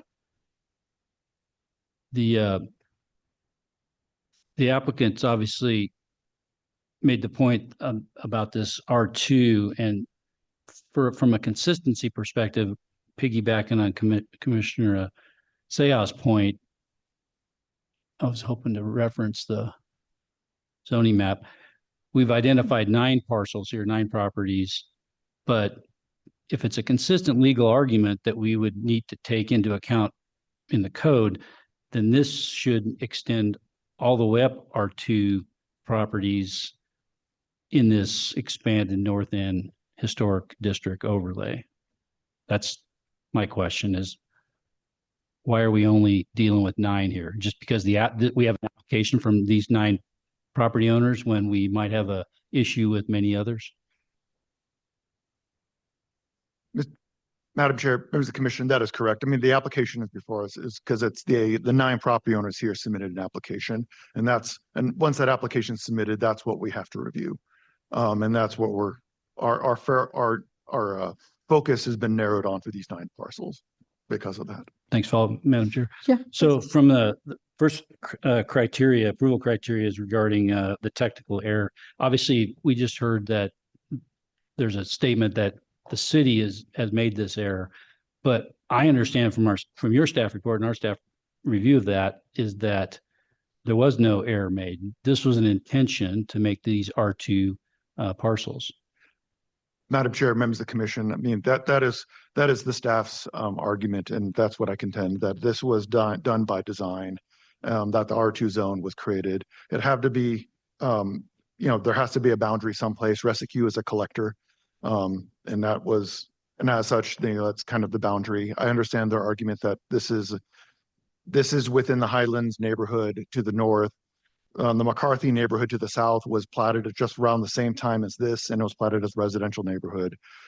As I think many of the neighborhoods up along State Street are all platted roughly around the same time frame, early 20th century, as residential.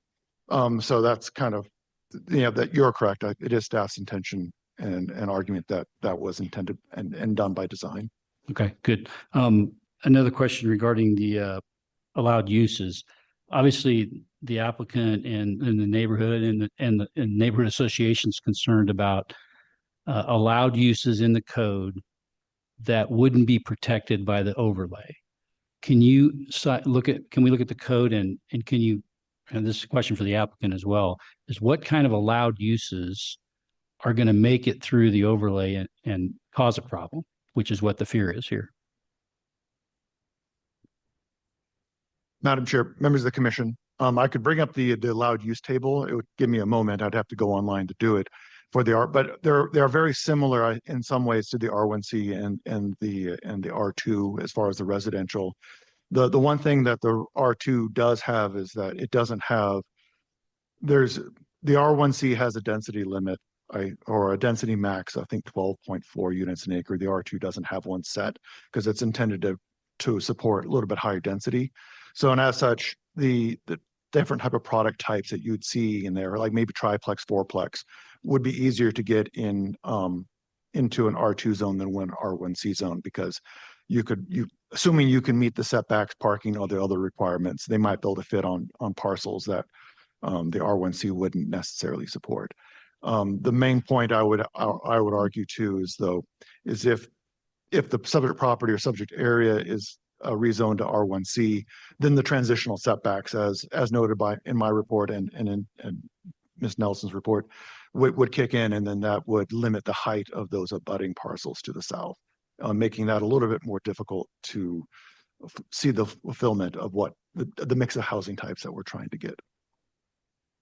Last question, Madam Chair. Go ahead. So for the applicant, then, either one of you, what allowed use in the R2 zone is your greatest concern from the 9 properties we're talking about?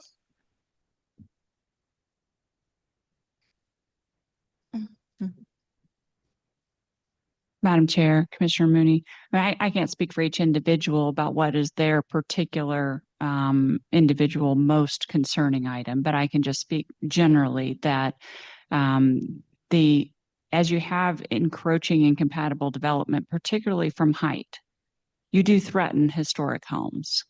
And so the closer that those get, you are more likely to lead to the very disrepair that Commissioner Sehal was wondering about. Can that happen? Yes. If you disinvest in a neighborhood that people have been investing in, then yes, you can have deterioration and just through incompatible uses.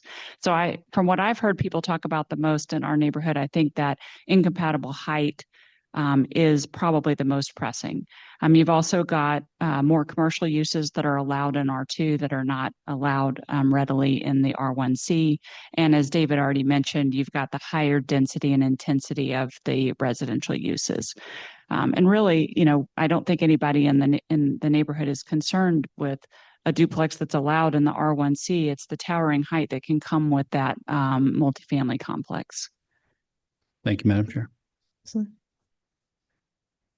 Madam Chair.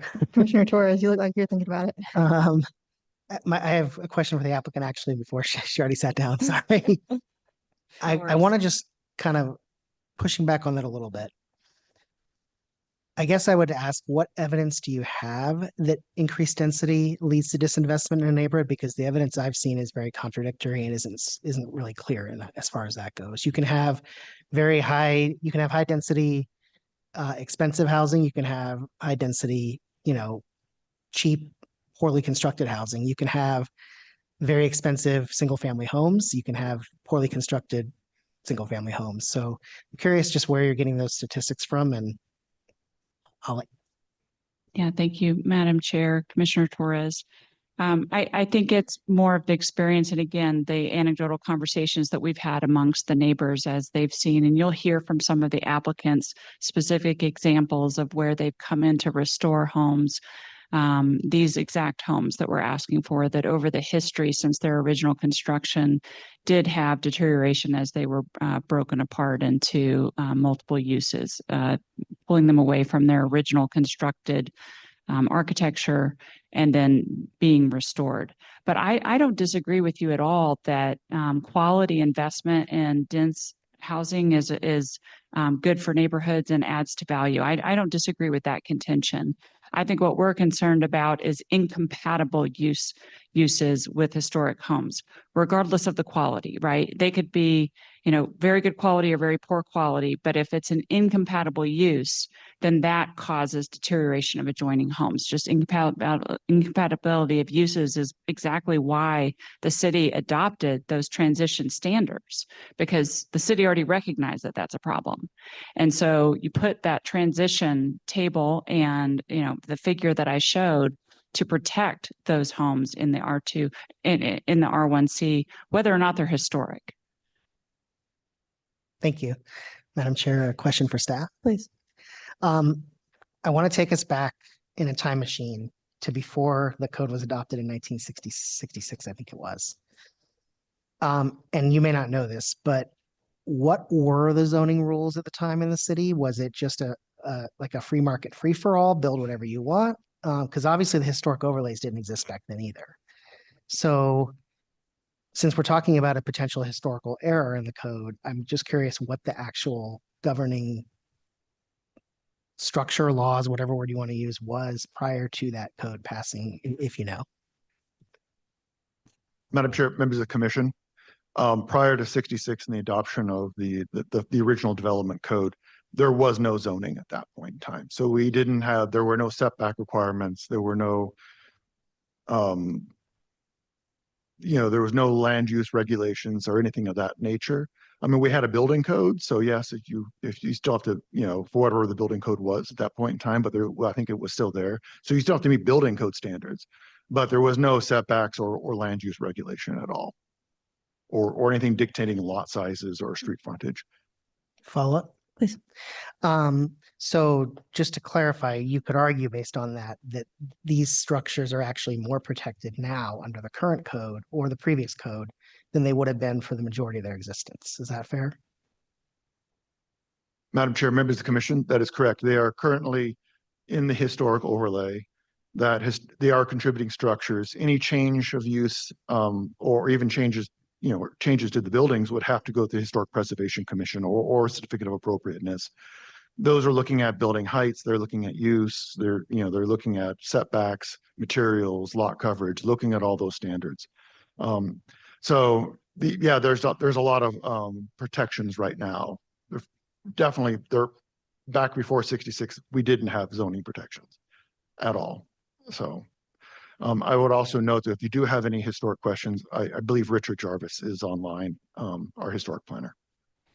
One more follow-up, please. So hypothetically, if I bought one of these houses in 1957, I could have torn it down and put a skyscraper on the lot.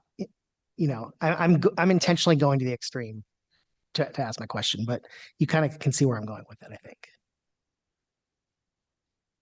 Madam Chair, members of the commission. So yes, theoretically, if you bought a house in 57, you could have torn it down and redeveloped the site as you saw fit.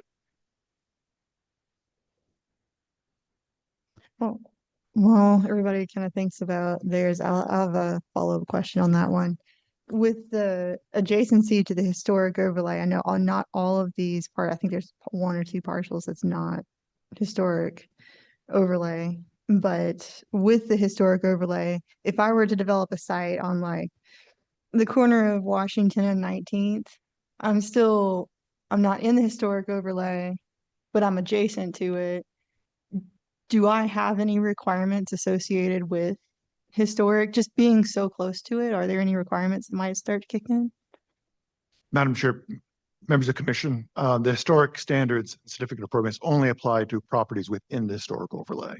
Obviously the development code standards for the zone and everything else would apply, but the historic preservation tied to the overlay would not if you are outside of it. Okay. And then just a semi follow-up to that one. I seem to remember there being some requirement about being adjacent to single family houses, and you have some sort of height limit if you're adjacent to like a single family house where you can only be 2 stories above it regardless. Is that right, or am I misremembering a zone or a requirement? Madam Chair, members of the commission, are you talking about the transition setback? Probably a standards transition or setback. but it's not. or more of like a historic design standard. I don't know. I think it's a transition setback. I thought it was if you're adjacent to detached single-family homes, there's some restriction. Am I misremembering that? Madam Chair, members of the commission, our historic design or our transition standards in the new development code Yeah. basically state that if you're in an R2 zone and you're adjacent to an R1A, B, or C, then you're going to be limited to 35 feet in height. Okay. And then if you go over the 35 feet in height, that additional height up to the max height of the zone would have to be stepped back 20 feet to create that transition or step back. Okay. But there's no, like, if I'm in an MX2 zone adjacent to R2, but it's a single story, single family, there's a height limit there? Madam Chair, members of the commission, not that I'm aware of. Okay. I'd have to double check maybe if there's something in the design review criteria, Maybe but it's- I'm not aware of anything that dictates that per se. Okay. Great. I think one of you had some questions. Madam Chair. Commissioner Schaefer. Thank you. Just to confirm for the record, David, we're talking about a 5-foot height differential here, right? Between the two zones? Madam Chair, 10 foot, 35 feet, the height of the R1C, 45 is R2. Madam Chair. Okay. Commissioner Mooney. Were you done?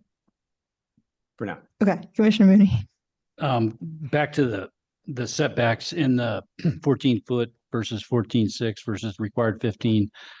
That's approval criteria 3. One of our written testimony was concerns related to those encroachments, and that written testimony basically said that 6-inch to 12-inch error or those non-conformance on those 3 properties should not be a driving force for the denial of this request.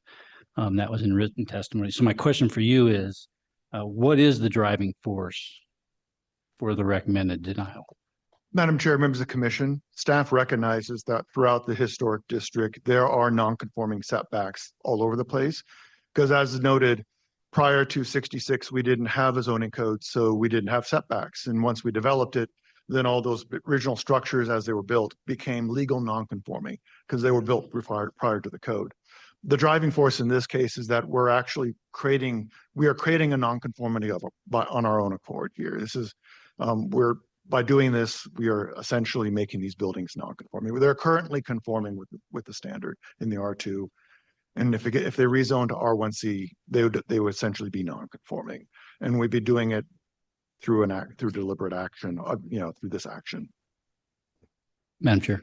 Please. So could you balance that with the applicant's concern about preserving the historic character of those properties?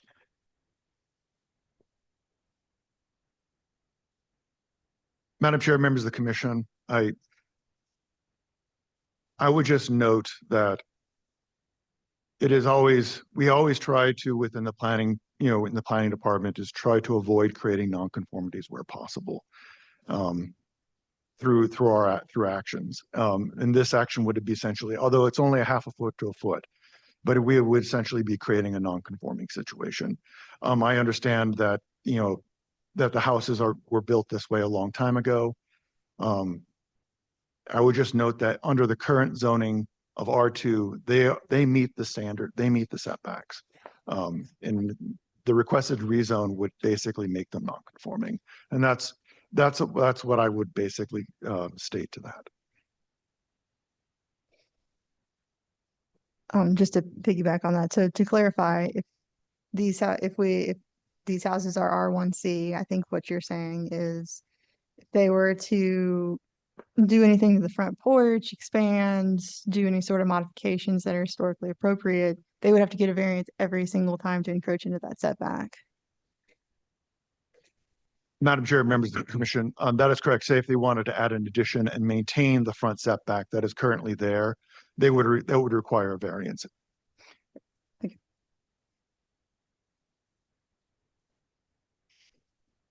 Madam Chair. Commissioner I Schaefer. have a question for the applicant. Hi, Deb. Hi. this is not your first rodeo with us. You've been before us many, many times. I just want to get your take that I'm going to hazard a guess. 90% of our rezone applications that we review have a development proposed change, a proposed project. This does not. Can you give me your 2 cents on that? I know that I'm usually here on a development project. I think it creates a nice opportunity for the city to take a look at your zoning code and what really should have happened here. And it's clear from the plat, it's clear from the time of the construction, and it's clear from the character of these homes and the surrounding homes that this is an appropriate fix, and you don't have the pressure of a development that goes with it that creates any new impacts on services. It's just an opportunity to put the line in the right place in a way that will have benefits and protections for these historic homes. Okay, that works. Thanks. Deb, before you sit down, I've got a couple questions for you. So if I'm looking at the plat, it's a nice square, and I'm looking at the zoning map, and it kind of, it goes across Rescue, so you're rectifying a portion of Rescue, but what about the bottom left corner of the plat? Yeah, Madam Chair, Commissioner Mooney had the same question effectively, right? What does this mean? We need to go include all of these other homes. I would argue that the city should be correcting the lines generally for that area to do a more careful line drawing. But the application before you is the effort of volunteers to bring this forward at their own expense, not the city's expense, to go forward and survey this. So it doesn't mean that there's not other homes that are appropriate, and our action doesn't impact their ability one way or the other, or the city's ability to make a different decision on those for those future applicants if there are any. But for the application before you, that plat certainly does provide support, as does the additional overlays that were adopted in the subsequent historic designations that also include additional properties. And then I have one other question about this plat. So it's kind of fuzzy and a little bit hard to see what is handwritten in there. I think handwritten. So it looks like most of the lots are 25 by 126.2-ish. Some of them are 131, 122. But these ones on the south look like they're 20, maybe 25 by 87. So they're kind of smaller. They're similar widths, but they're kind of smaller. They seem a lot more compact. Is that about right for your understanding of this plat? Am I reading it right? I might look to Diane. Well, yes, I think that's maybe a different question, but for sure these have been consolidated, just like other areas in the north end have. We've got multiple lots. Her question, though, is whether these are narrower on this portion of the plat, and I'm not aware of that. I think they're just maybe shorter. Yeah, but I'm not aware of them being narrower. But in any case, the way that they have developed in the parcels where the homes have been built combines many of these lots, just like many other places and most other places in the north end have. Sure. It just looks like, it kind of looks like they're shorter, but it's hard to tell with the way it's scanned. Any other questions? Cool. Good. Perfect. Well, if there's no other questions, we will open the hearing up for public comment. And I'll start with our sign-up sheet. So I've got Douglas Smith. If you're in the room, come on up, state your name and your address, and you'll have 3 minutes. Okay, thank you. My name's Douglas Smith, and my wife, Darby Webb. We live at 901 North 16th Street. We also have a house at 905 North 16th Street. And we also have a house at 609 Residue. So I'm on the other side of Harrison Boulevard. I don't even have a dog in the fight. So I don't even know these people. I really don't. But I do know what's going on. I've been around here long enough to know what's happened in the north end in this transition zone we're talking about. Thank God for 1966. That was the year I was born, but that was 60 years ago almost. So I think things have changed a little bit here in Boise. I don't know about you, but It's changed a lot. So if we haven't, I know I get, maybe it's not, error was probably not the right word to use, but how about let's update it? Let's look at it and update it. And they've already done a little bit of research on it. I tell you what, congratulations to you guys, man. I tell you what, you've done your good research, and I believe me, we're going to be doing the same thing in my neighborhood, right across the street, guaranteed. Because I've already had a developer come to my neighborhood and talk about how he wants to upscale and do all this stuff on the backside of 1609 Residue. And all my other neighbors right there, he wants to go high. They say, you want to make it a gateway to the north end. Well, no way. None of us want that. So I'm with you guys.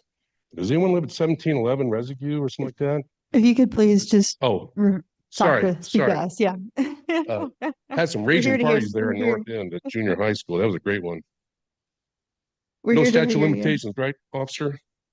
Great listen to REO Speedwagon. It was a lot of fun. So I know what it's like. You guys have really done your research. I appreciate it. I think the sharks are in the water in terms of looking at this transition zone, and this the frontline battle zones of what I would call Residue, Hayes, Franklin, Fort Street, going east and west. It's right where that transition zone is, and I see the traffic, and I'm seeing it going crazy. So I don't know about you. I've been around here since 1974, and I'm seeing a whole lot going on at a blistering pace. And it's getting to the point, it's getting kind of scary to live where we're living. The traffic, I can't get a speed bump to save my life on my street, on my side of the street. I've been trying to fight with ACHD for I don't know how long. So anyways, again, I don't have a dog in the fight, but I am seeing the front lines being drawn right there on those streets going east and west. And I can tell you there's a movement going across, and thank you for standing up for the historic district. It's impressive what you guys have done. So anyways, I could go on and on. I hope you guys are our warriors for the front lines there. The north end, the south side of the north end district, historic district, is getting encroached upon. So anyways, that's all I got. Thank you for your time. Appreciate it. Well, thank you. All right, next up we have Benjamin Davenport. All right, come on, and you'll state your name and address, and you'll have 3 minutes. Sure. Thanks, Madam Chair. My name is Ben Davenport. But before I was told I have 3 minutes, but Yes. before I get into that 3 minutes, I'd like to answer one of the questions of the why individual. If you could just state your address. Oh, I'm first. sorry, 1705 West Residue Street. I am Perfect. I'm the one on the furthest east end of this proposed rezone.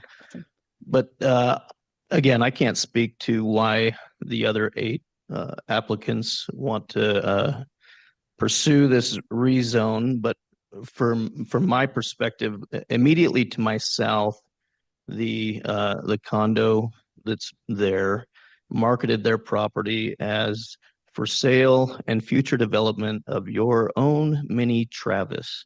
And I don't know if you're familiar with the Travis complex that was built on 17th and not Jefferson, maybe Bannock, but it is a monstrosity, and it's and it would effectively create a situation where me and my children would never see the sunshine again. So that's my immediate desire to see this rezone. But anyways, for the record, Ben Davenport, 1705. I live there with my wife and 3 kids. You've heard from much more intelligent people than me, but we purchased this property in 2014 with the hope that we had found a home to start a family.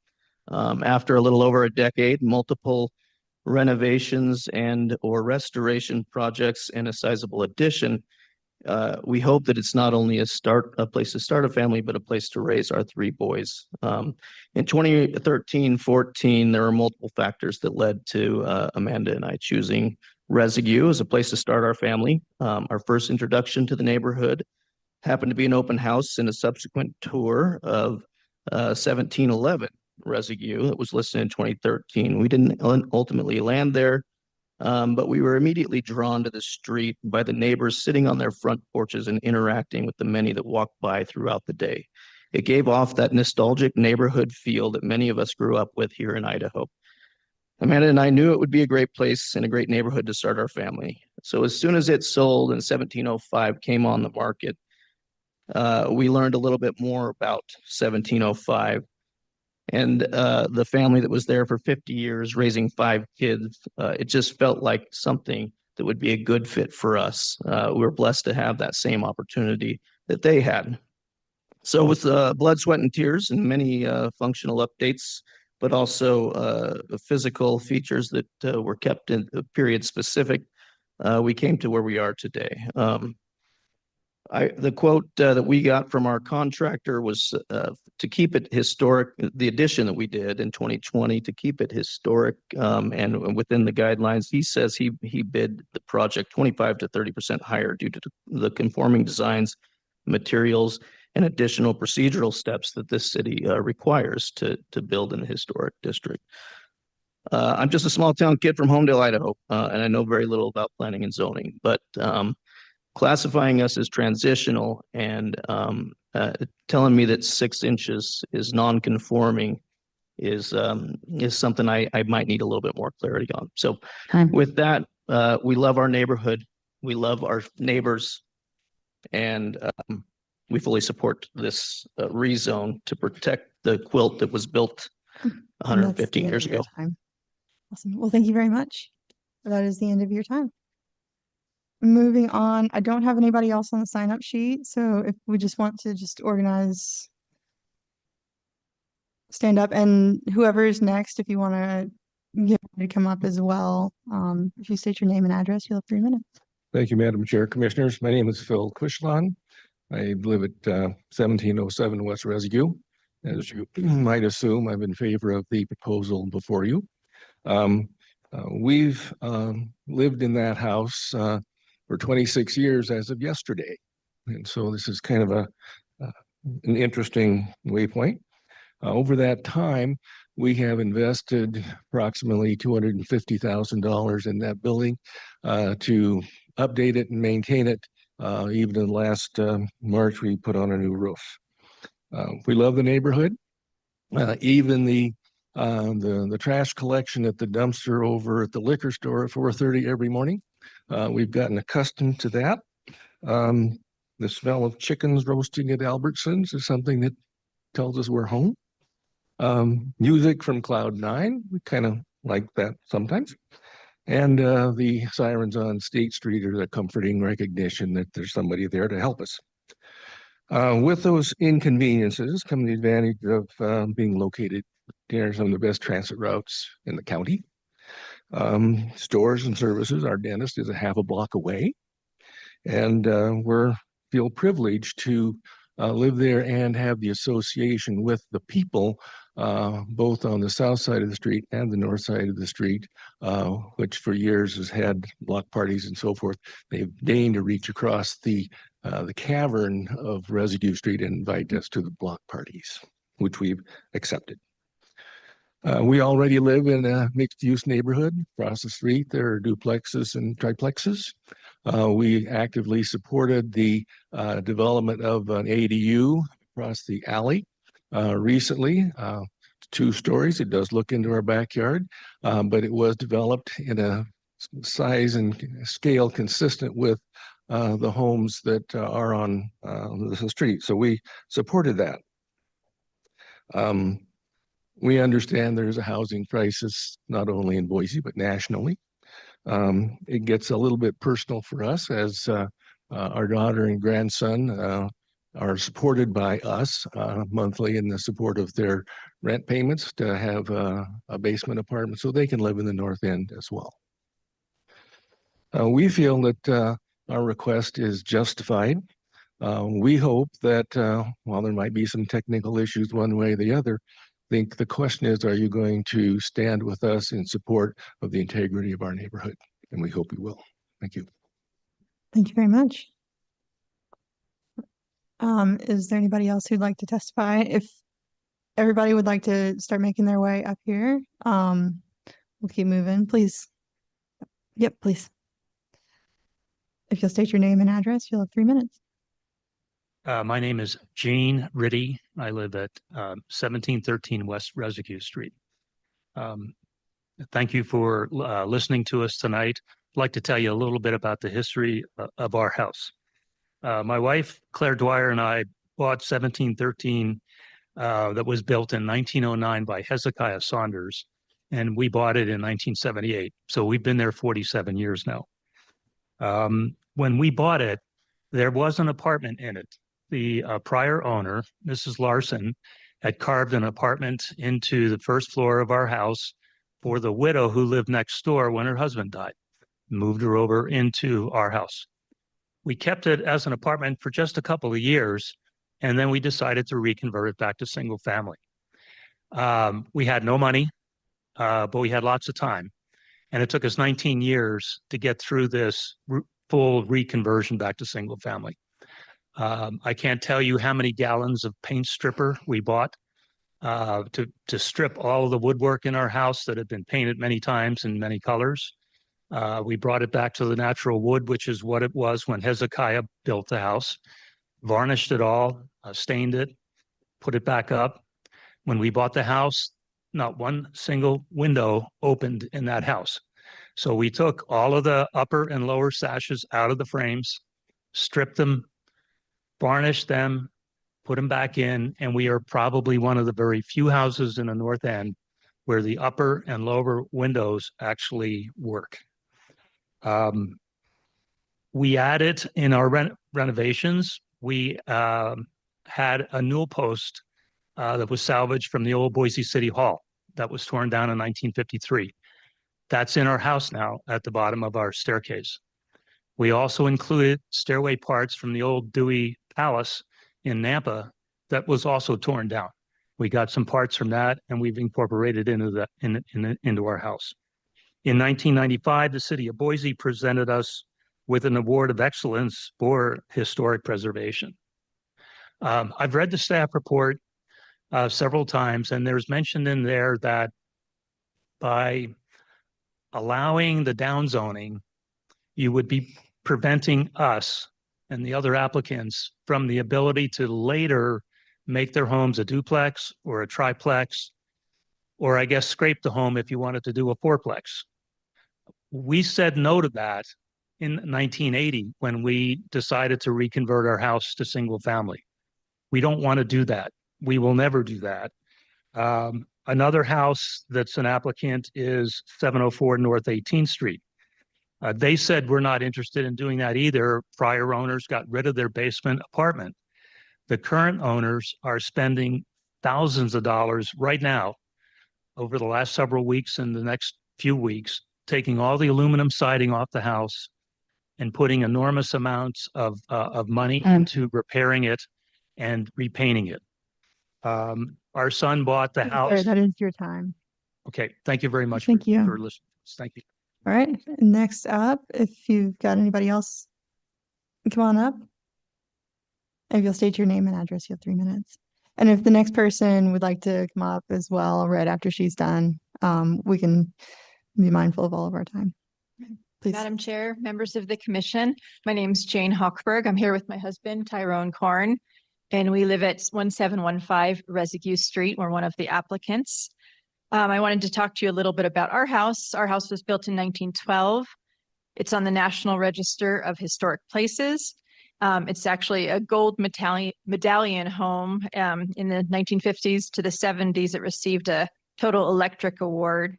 It's also one of the houses that's in the cottage living picture at the very end of the photo. I purchased this house in 2001.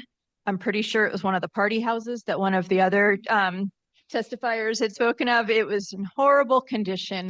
There had been a rotating cast of Boise State students and other young men, and they don't think they had ever cleaned the home, or certainly didn't maintain it. Ty moved in 2003, and since that time, we've done substantial work to fix it up and restore it, always keeping in mind its original features and the historical nature of the house and the neighborhood. Done, smaller things from scraping layers of wallpaper and linoleum and fixing wood trim to bigger things like replacing aluminum windows, aluminum storm windows and screens with wood. Most of our windows do work up and bottom, tops and bottoms. There's a few left that we still need to do. We've also repaired the original plaster, and we've done massive repairs to the foundation and the basement.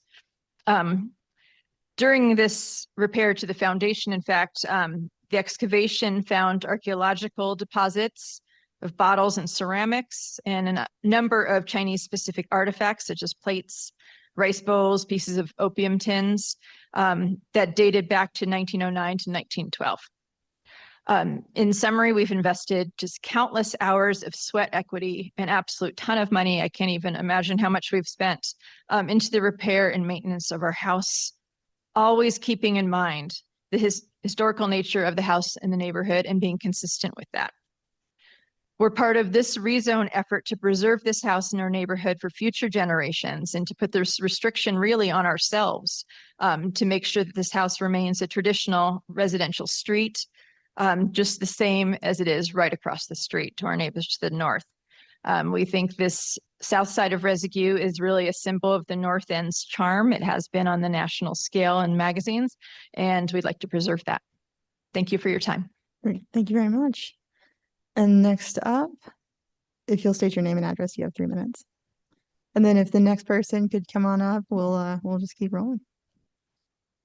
Thank you. My name is Frank Lee. My address is 801 North 17th Street. I live across the street, immediately north of the people you've just heard. I am to be found just about every morning on my porch, which is closer than 15 feet to Residue Street than the setbacks allow. And really, this is about getting my neighbors the same protections that I have across the street. And I think that zoning, when you rezone a city, it's done with a broad brush. Had this area been zoned with the granular attention that people who live in the neighborhood give to it, they would understand it, recognize the boundaries, recognize the historic district boundary.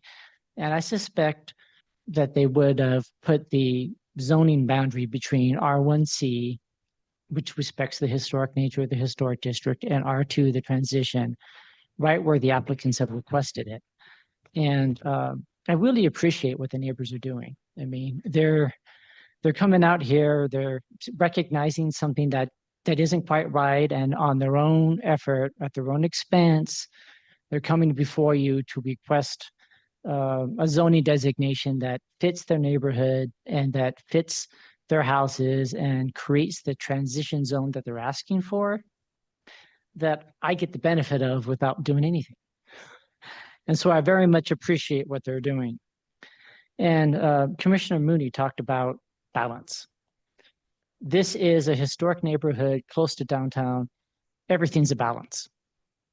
And when you look at the pros and cons of this application, you balance it out. This is pretty, at least to me, is pretty strongly in favor of zoning as requested by the owners of their homes. In the future, some future commission might come to a different decision with a new application that comes up. Zoning isn't forever. But right now, today, in my view, this is the right zone for these properties. And with that, thank you. Thank you very much. All right, next. And then once you're done, if you have the next person could come on up and be ready, we'll keep moving. If your name and address, you have 3 minutes. Yeah. Good evening. My name is Ted Burke. I'm here with my wife, Kim Burke. We live at 902 North 19th Street, which is about 2 blocks up. In the interest of, thank you, Madam Commissioner and Commissioners.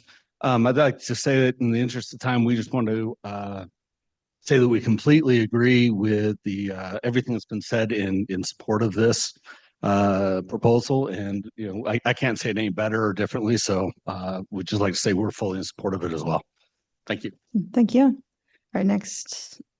Anybody else would like to speak? If you could come on up. Oh, no.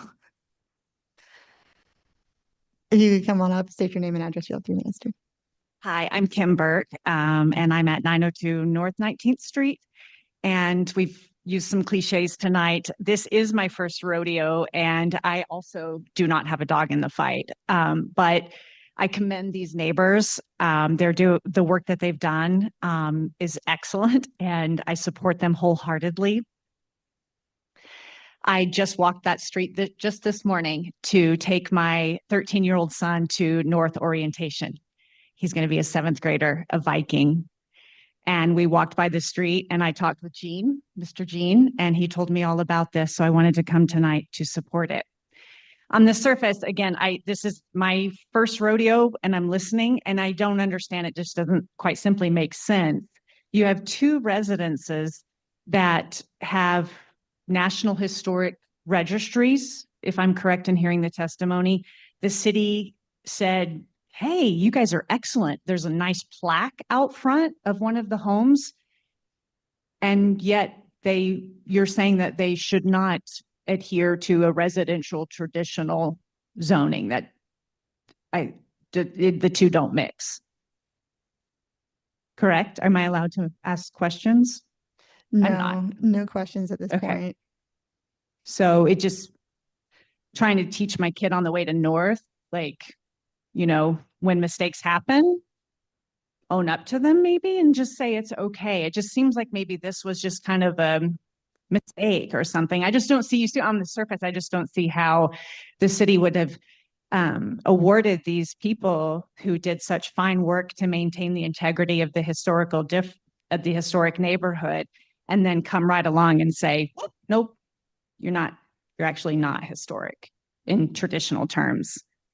So I would very much oppose any type of 4-story structure in regards to the Travis that's been mentioned. A coworker of mine was evicted from that spot, the apartment complex that was there before the Travis. No idea where he ended up. But I do know that when I drive by there about every day, I still see for sale signs and for rent signs at the Travis. So good people evicted out. 4-story went up and it's still vacant, a lot of it. Thank you. Thank you. I think you forgot your phone. All right, next up, if you'll state your name and address, you'll have 3 minutes too. Yes, happy to. Mary Salt, owner of 1711 West Residue Street. I moved into the neighborhood a year and a half ago, so I'm one of the young folks that hasn't been around so long, and I'm one of the applicants along with my husband, Justin Lentz. And I have nothing factually to add to what my peers and colleagues and neighbors have added, but just to say that this is my home and with intention. When I saw it was a historic home, my husband and I, we made that choice. We're very conscious in knowing what that meant and the integrity that we were to uphold in the neighborhood, and was very deliberate. We understand that there are incongruencies in lines being drawn and in policies being made in the intention of neighborhoods and as things originally constructed. But I think what you have heard tonight is a lot of neighbors and community members that have said that we'd like to preserve the integrity as much as possible, understanding that red tape is something we all need to maneuver and configure. So with that, I just wanted you to see a name with a face. It was not my house, that was the party house, at least prior to, and that I honor and take my commitment to this community very seriously and was intentional when moving to Boise to buy in the North End and to buy a historic home. Thank you. Thank you. Is there anybody else who wishes to testify in person? And I don't think there's many people online, but I don't think there's anybody online that is looking to testify. Just now. our senior historic planner, Richard Jarvis. Gotcha. Okay, moving on. So with that, you have 5 minutes for rebuttal. Thank you, Madam Chair, members of the commission. I appreciate all the testimony we've heard and also appreciate all the questions that you've had. Some of them were directed to staff or comments that we didn't get a chance to respond to, so I want to try to do that at this time. Commissioner Torres, you had a couple comments that I think are worthwhile to respond to here. You talked about the code didn't exist and provide the same protections when these homes were built. And so they get a lot more protection under the code than they did then. That is absolutely true. And that's exactly why we're here. We're asking to take advantage of the appropriate protections that are already built into your zoning code and that have provided that transitional setbacks and building heights between the R2 and the R1C zone. And we would like that to apply to protect these homes. That same protection that was brought into the legacy code, the transitional building height standards were there as well, and were carried forward in your modern zoning code. You also asked about impacts to historic homes from incompatible development, and I responded to that partially, but I also wanted to point you to a written comment that came in from Cherie Freemuth, who is a longtime land use and historic preservation planner in the community. And she talked about exactly this issue and talks about how, as a past member of the city's Preservation Commission and longtime member of the Preservation of Idaho and a former senior program officer for the National Trust for Historic Preservation, I can say with authority that historic resources are vital to the well-being of the community, and modifying zoning provisions and increasing density can undermine the stability of a functioning, walkable neighborhood. And she goes on and talks about what's functional and walkable about this. And I feel like a lot of what the planning staff's perfectly well-intentioned desires here are is to promote more housing in the city. And as Phil Cushlan noted, we all recognize the city needs additional housing. You hear from me on a regular basis. I'm here promoting dense development, but it has to be where it's appropriate. And so we appreciate that desire by the city, but also want to make sure that it's happening with the protections that are built into your code and that are contemplated by your comprehensive plan as it talks about protecting stable neighborhoods. The same thing that Ms. Freemuth pointed out, we have that walkable neighborhood. We have what staff is aiming for. They want this mixed use development so that you can walk from your homes to your commercial development. You can take advantage of transit. That exists now. So we're asking you not to disrupt that and in fact to protect that while you allow redevelopment behind us. You can still redevelop in the R2 zone and along State Street. That can still happen here, and you can protect the historic homes along the south side of Residue, something that was contemplated when the overlay was adopted to protect those homes, something that was contemplated when it was originally platted, something that was expected, I think, when they were originally constructed, that they were in a neighborhood of similar homes. So for all these reasons, we do ask you to support our request for rezone. Thank you for your consideration. Thank you very much. And with that, the public portion of this hearing is closed and the item is before the commission. And as a reminder, we are the recommending body for this rezone.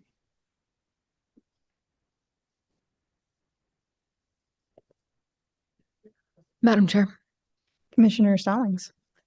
I want to thank the staff for their efforts in researching and reviewing this application and thoroughly appreciate this applicant and the application put together with the presentation and the argument and the multiple testimonies from the application and the supporting neighbors. I mean, neighbors in general, we don't have anybody in opposition here tonight.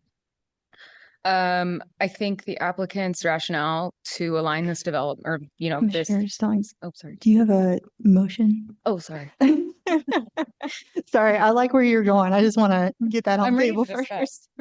first. You make a motion I'd make a motion to approve this. to approve. You make a motion to To approve approve the the rezone? rezone. Okay. To recommend approval of the rezone. Okay. Do I have a second? Second. All right, I have a motion to recommend approval from Commissioner Stallings and a second from Commissioner Mooney. Commissioner Stallings, please continue. 'Cause I like Okay, that. thanks. The rationale from the applicant to align this, parcel or subject area with the traditional, neighborhood just adjacent to it, just out of bounds, essentially, with the character that, aligns completely. There are no changes need to be made. Everybody is seems really symbiotic in this relationship that already exists here. This really resonates with me. This reflects thoughtful urban stewardship and prioritizes compatibility over this rigidity of as defined as, you know, as laid out. I've appreciated some of the testimony that said, like, if we were to look at this as a granular level when we are zoning, would we have considered this differently? And that was really convinced me. I would have considered this in a different way than the surrounding parcels. While I do believe the setbacks are important tools and building heights, absolutely, for orderly development and how we build adjacent and how we scale from, you know, busy corridors or, you know, different density next to us. I just think that prioritizing that over the unique character and the historical context really is letting the tail wag the dog on this scenario. So with that, that's my reasoning. Thank you. Commissioner Mooney. Thanks, Madam Chair. Yeah, I'm in support of the motion to approve this rezone as well. Thank you for the staff again. I walked into this believing that David's staff report and this application and these 9 properties could be protected by the R2 zone combined with the overlay. And that's why I asked those questions about what kind of uses are you fearful of that aren't going to be protected by the zone. But after hearing the testimony, I'm swayed otherwise and in support of the motion, primarily because what I heard was the R2 transition that we laid down on these transportation corridors. I get it and I understand what staff's trying to do, but goes back to my comment about balance. I think in this case, a wonderful effort from the neighbors. I think the historic nature of and the R1 zone with the historic overlay is really what's needed here. And that's why I think we should recommend this to council. Thank you. Madam Chair, Commissioner Satha. I will not be supporting the motion. I think this is I understand. So I was having a hard time with this application because I can see both sides. The applicants want to preserve. I keep hearing protection and having worked with architectural historians and archaeologists, but specifically architectural historians, they say preservation. So they want to preserve their homes, and the thought process of trying to downzone as a means of conserving the historic or preserving the historic properties makes sense. At the same time, I understand where the city's coming from, but really at the end of the day, to me, and I heard it tonight, it's not just 9 homes, right? There are additional homes that would fall under this. So the way that I see this, and I saw with the Sycamore overlay, when the first draft of the modern zoning code came out, the Sycamore overlay was zoned higher than R1A. When the next revision came out, it magically was reverted to R1A. So, you know, City Council is interested in looking at changes, right? Modifications to the current modern zoning code.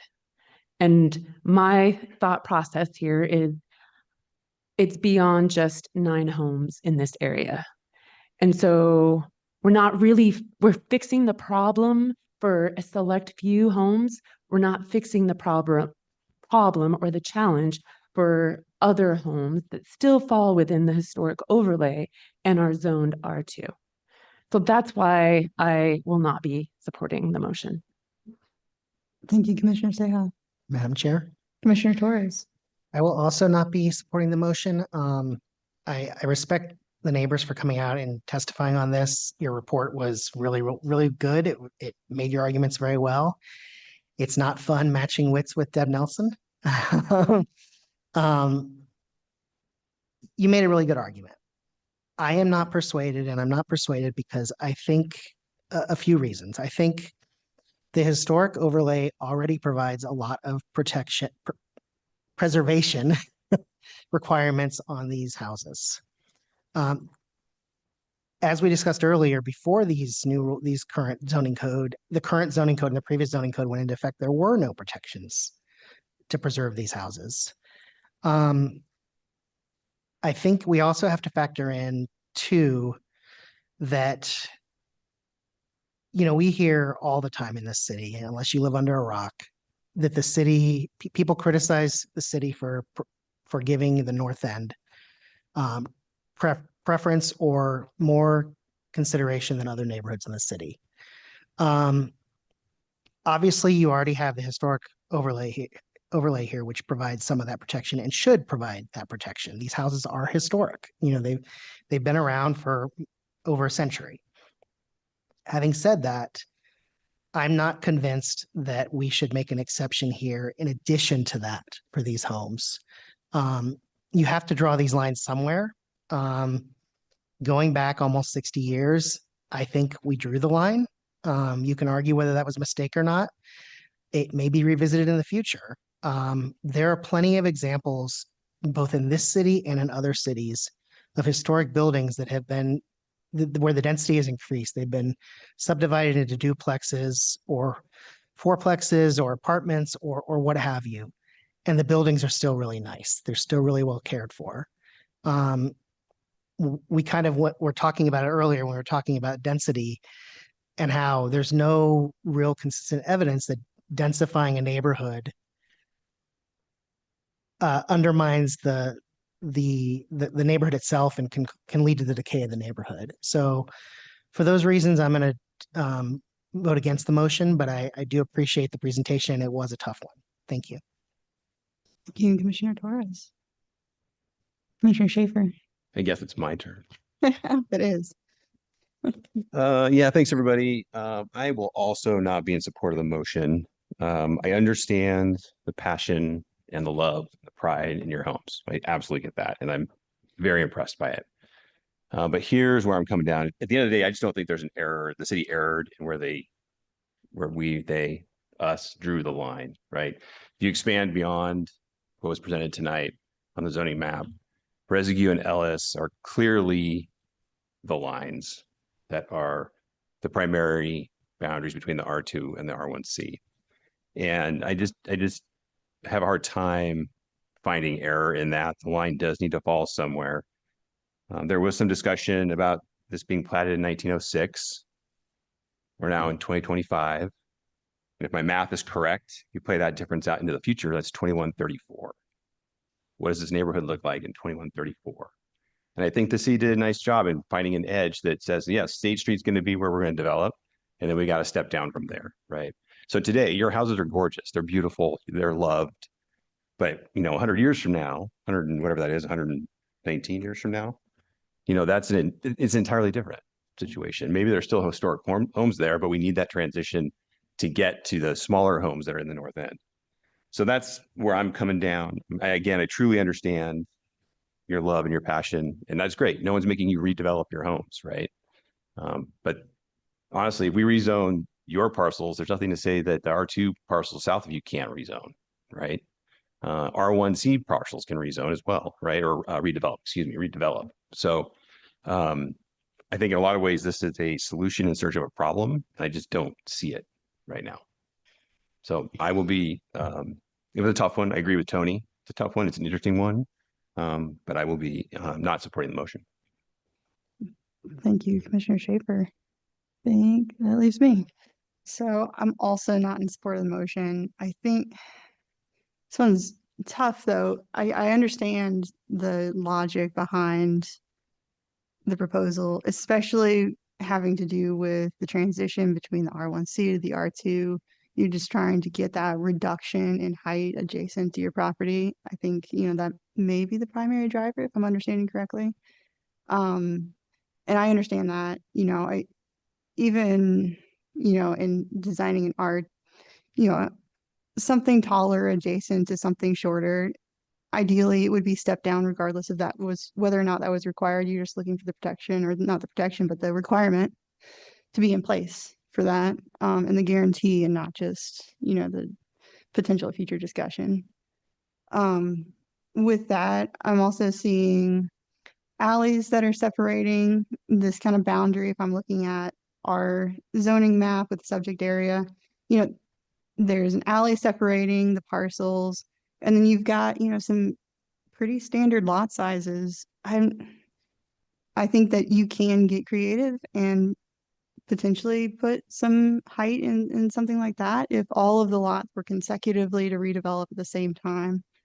I think the configuration, the size, it's going to be very difficult for something extremely dense to develop, directly adjacent where this would be impactful. Otherwise, you're in the historic district in the R1C, and that's going to be very difficult as the staff report states.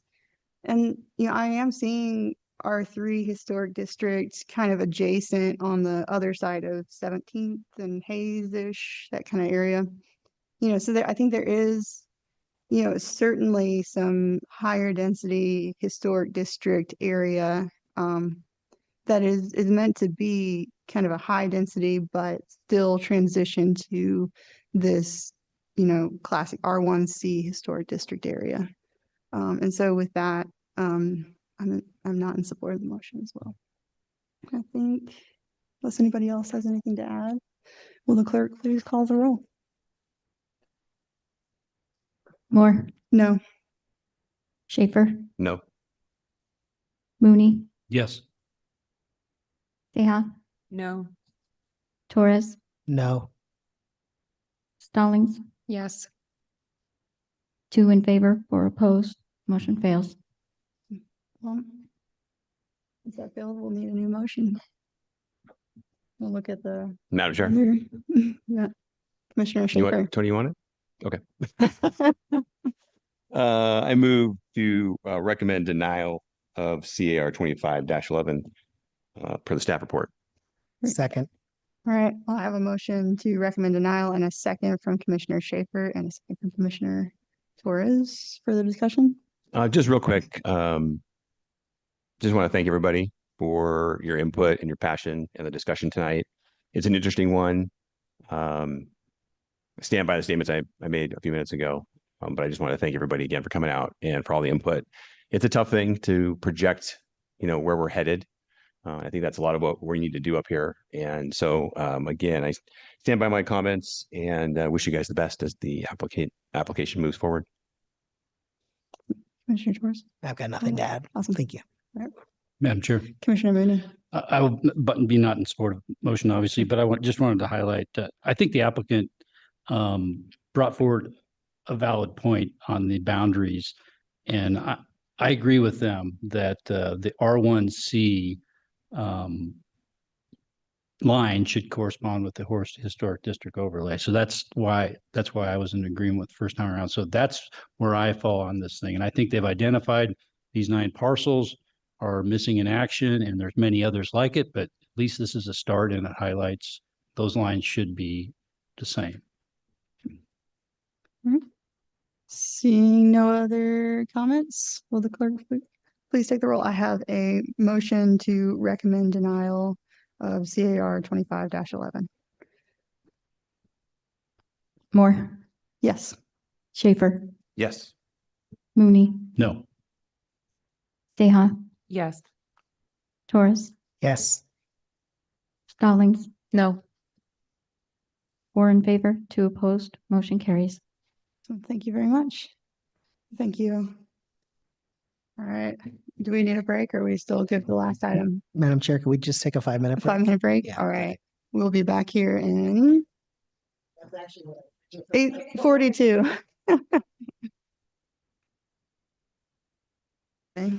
Also included is CPA 25-6 at 2653 South Victory View Way, a comprehensive land use amendment to change the land use designation from suburban to industrial on 4.17 acres in a proposed I-1 AIO FPO industrial light with airport influence overlay and flood protection overlay zone.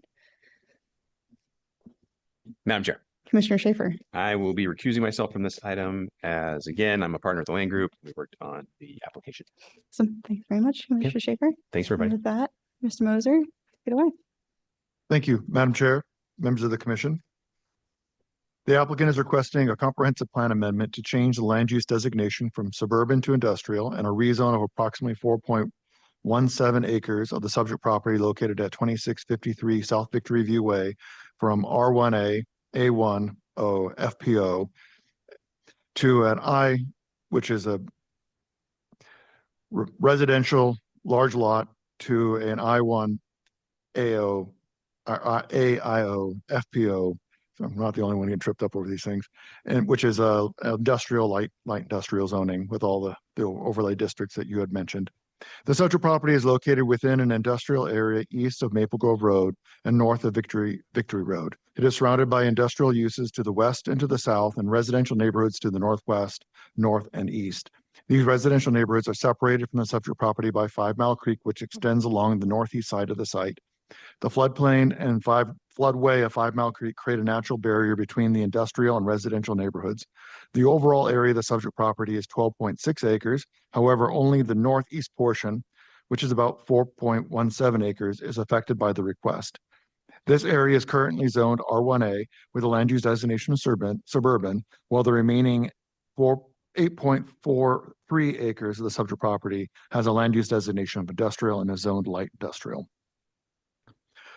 The split zone parcel was created through a record of survey. The record of survey was approved back in 2023, and it adjusted the property line between the subject property and the adjacent residential parcel to the east. The property line was moved to the north side of 5 Mile Creek, which creates a natural barrier between the industrial and residential areas. Changing the 4.17 acre portion of the site to an industrial land use and an I1 zone is compatible with the comprehensive plan, since the properties to the west of 5 Mile Creek can only be accessed through the adjacent industrial neighborhood. The existing suburban land use designation and R1A zoning is not consistent with the adjacent industrial uses. As such, the comprehensive plan supports the proposed comprehensive plan land use map amendment to change the subject property from suburban to industrial and rezoning the site from R1A to I1. In summary, the comprehensive plan amendment would protect the existing industrial area between Maple Grove and Cole Road from residential encroachment into the area, and it would also allow the current business to expand and provide more employment opportunities, which would benefit the general welfare of the community. In addition, 5 Mile Creek greatly limits how the area on the west side of the creek can be developed. Restricting this area to industrial is compatible with the adjacent industrial area because access to the subject property is only through the industrial area. But 5 Mile Creek creates a natural barrier which cannot be crossed, not without public infrastructure. In summary, the planning team finds the rezone of the comprehensive plan amendment complies with the required findings and recommends that the Planning and Zoning Commission recommend approval to City Council. Thank you. Thank you, Mr. Moser. I'm glad I'm not the only one struggling with that. Yeah. Letter alphabet. Ms. Thompson, we have next up is the applicant. Madam Chair, members of the commission, Tamara Thompson. I'm with the Land Group 462 East Shore Drive in Eagle. And I do have a PowerPoint that I put together, and I don't, for the sake of time, I'm not going to do every slide because a lot of it is a duplicate of what David did. I think just to start is we've reviewed the staff report and agree with staff's analysis and recommended conditions of approval. So I just want to put that on the record that we are in agreement with staff. The project site David mentioned, I just want to highlight again that to access the portion of the property that we're talking about is through an industrial area. So from Victory Road, you go on that South Victory View Way to get up to that, to the property. And there's not access from the residential side across 5 Mile Creek because of the floodway. And here's just another view of how that all looks. And you can see those buildings a little bit better. Most of those coming in on the right-hand side from Victory are tilt-up warehouse style.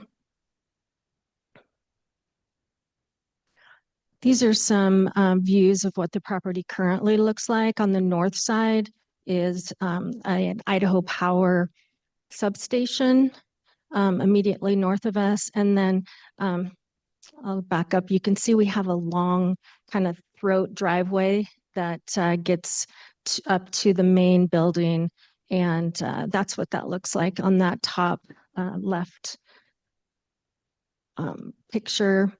And then looking out towards the area from the front of the building is the lower right.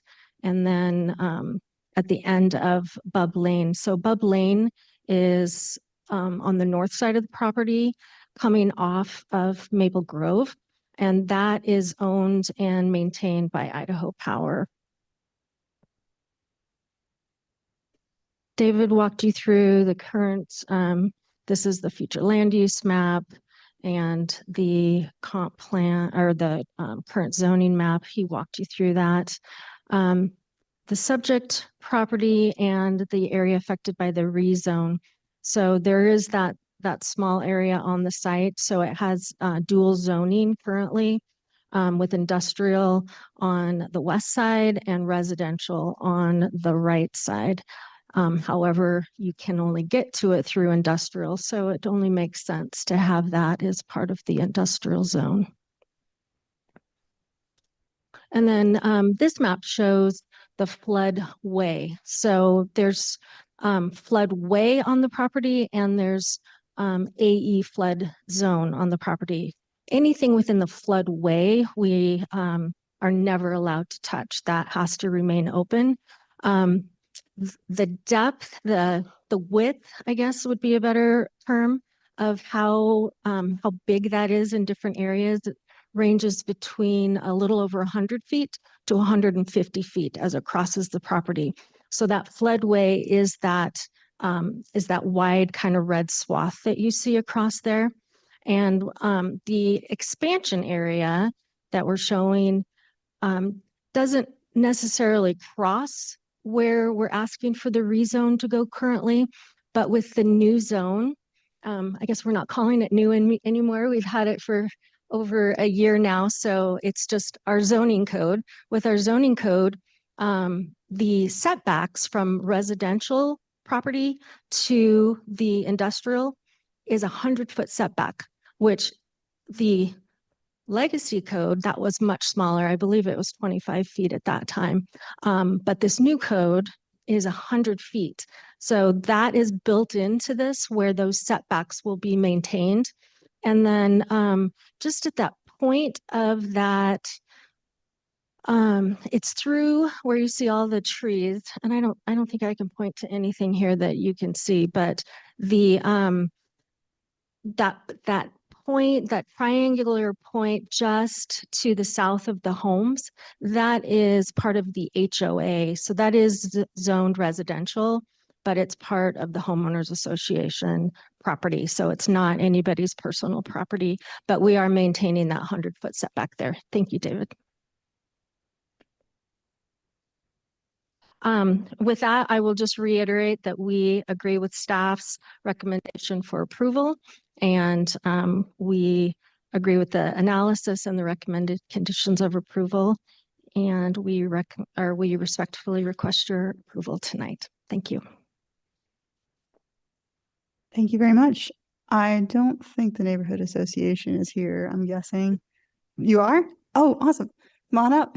If you'll state your name and your address, you have 15 minutes.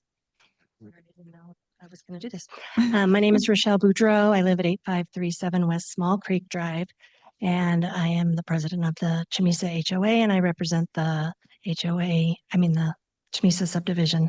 Just one moment. I don't think, so we're looking for the South Cole Neighborhood Association. No. Okay. Sorry, yes, for the neighborhood association time, only the registered association designee can speak at this time. So you'll be able to speak during public testimony. Okay. All right, with that, we'll put the item before the commission for any questions. Discussion.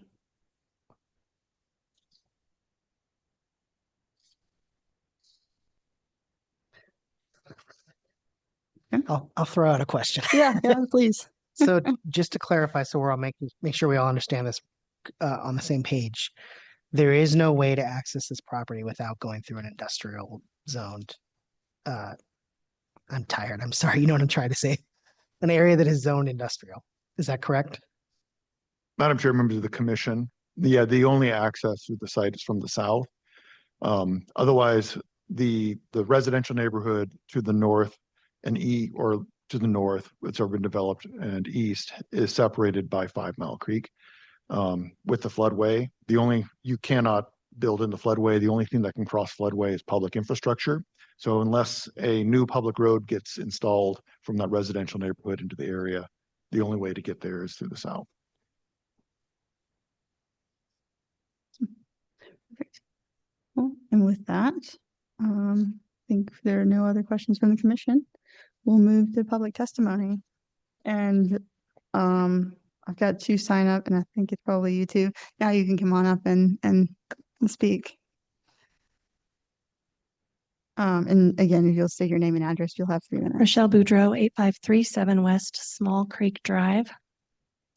And I'm part of the Chamisa subdivision. I'm going to just read what the board kind of put together for me, and where we kind of all concur in the same opinion. We strongly oppose the proposal rezoning of the acreage adjacent to our subdivision. This change would significantly impact our community's quality of life, bringing increased noise, traffic, light, and potential environmental concerns that are incompatible with the residential neighborhood. Property values could be negatively affected, and the character of our community would be fundamentally altered. There are more appropriate areas for industrial development, and I do understand what you're saying as far as that it is an industrial area, but it is moving back towards right next to our community as well. And I would urge the city to prioritize the well-being and long-term stability of our community and deny this rezoning request. I did go to the public meeting that was held and asked a lot of questions there. My questions were as far as with light and noise, and absolutely they would address that. So I hope that. And also the fact that the existing building was also already impacting us. And even though they had assured us when it was built that it would not, and even though they assured us that they could change the lighting, I wouldn't see the lighting from my kitchen, even though I am across the creek, nothing. That could have been an open arm to say, yes, we are going to make progress, and we can adjust that lighting if it's that simple. And I received nothing. So I am the property that is one alongside of where they're talking about, not just in the subdivision. And anyway, that is our opinion. Thank you. Thank you. Next on the sign up sheet, I have Tony Boudreau. Assuming that's you. You'll state your name and address. You also have 3 minutes. Madam Chairman, Commissioners, my name is Toby Boudreau, and I live at 8537 West Small Creek Drive. And my major concern is that that's a seasonal wetland. It is standing water for a month or a month and a half every year, and it is definitely in the floodplain and obviously adjacent to the flood flow. And my major concern is if they bring in a bunch of fill, where is that water going to go? It's going to go into 5 Mile Creek, which is not maintained, and it is probably going to cause erosion and other issues downstream on my property and downstream of there. So that is my major concern. I understand the rezoning. I don't support the rezoning of it, and nobody could ever live there because it's a swamp. So that's all I have. Thanks. Thank you. And I don't think there's anybody else here for public testimony or online. So with that, the applicant has 5 minutes for rebuttal, if you'd like it. Madam Chair, members of the commission, Tamara Thompson again. I appreciate the comments. Let's see, I did write down some notes here. So I wanted to address, Commissioner Torres, your first question about accessing from the residential side. So the answer from staff was new public infrastructure and roads. That would require a bridge to span that entire floodway. So I just wanted to give a little bit more detail there, that it's not just as easy as just cutting in a road, it would require a fairly large bridge that would have to span well over 100 feet. As far as the light and noise, we did talk about that at the neighborhood meeting. And could I get my PowerPoint back up? There are some lights, and I think one of my pictures actually shows them. There are lights on the back of the building for security purposes. And oops, oh darn, it doesn't, I thought I had a picture of the back. I think it's in the staff report actually, where all the pictures are. But there are just maybe 3 or 4 lights on the back of the building. And with redevelopment, they were going to look at a different type of light that didn't, because it's not that light is putting foot candles off of the property, because they're, the city, we have to do photometric plans and that kind of stuff. But it's like when there's a full moon, you can look outside and see it and it's bright, but it's not necessarily putting a lot of foot candles on your property. And I believe that's what's happening with these lights on the back of the building, is that they're on the back, and that some residential shields that would go over those to kind of put them down would be, we do that in like grocery store shopping centers and stuff like that, is put those residential shields on there. So we can most certainly address that. And that is something we've been working on with our design review application, and as part of our plan that we have here. Does that show the back of the building there? One of those does. With our design review package, we are strategically placing more trees in that back area. I think you can see them in that picture. There's just they're light packs. They're up really high they're not on top, but they're just I think that little square that you see right above that on the right side of that door is a light. I will say that those currently are over 600 feet away from the residential zoned properties, how far they're set back. So if they are that bright, we've been in contact with our client, and they are willing to work on those.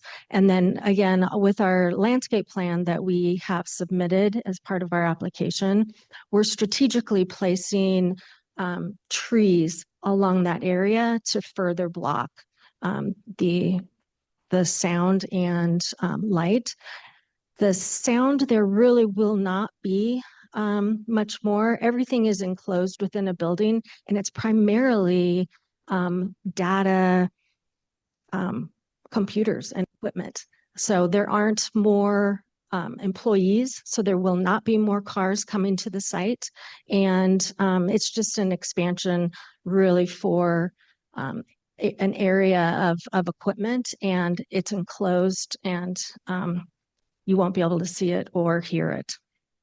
And again, no new employees, no new parking is required.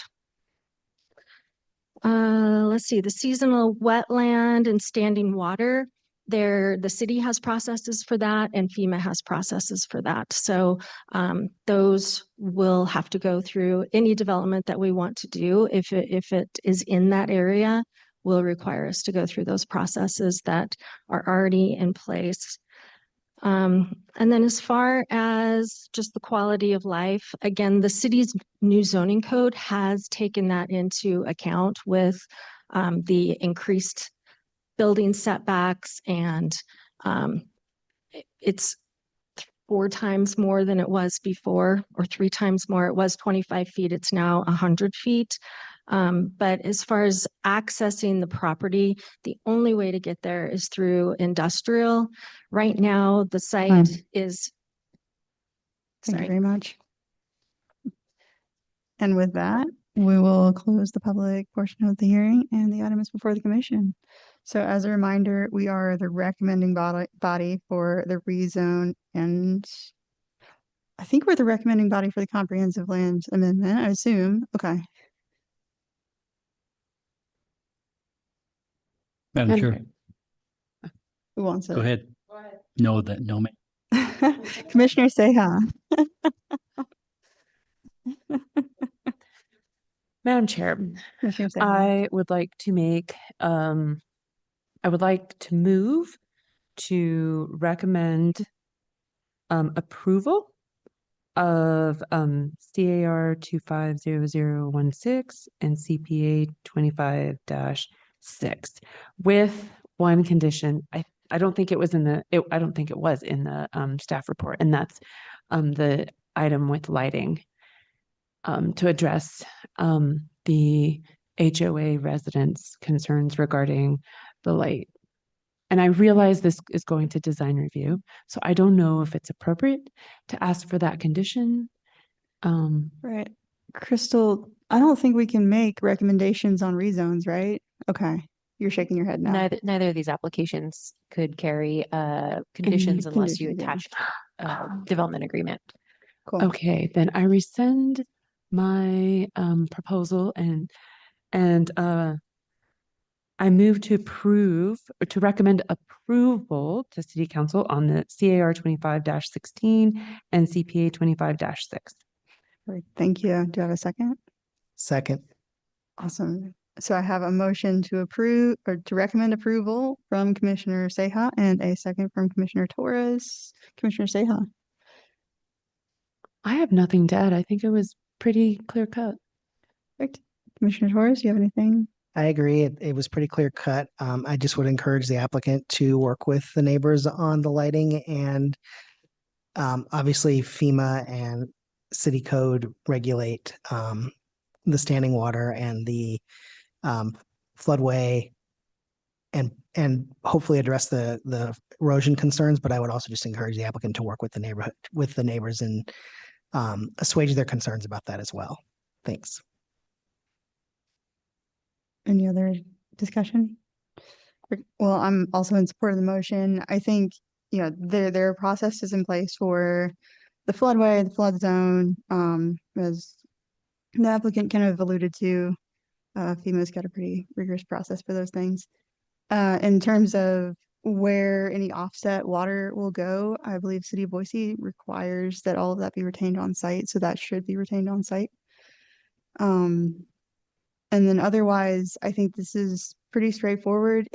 In fact, you know, no building is currently proposed, the actual structure or the paved area actually is currently proposed on this rezoned area. It's simply being rezoned to help with some of the setbacks. But fundamentally, you know, it doesn't change the area directly adjacent to the neighboring residential properties.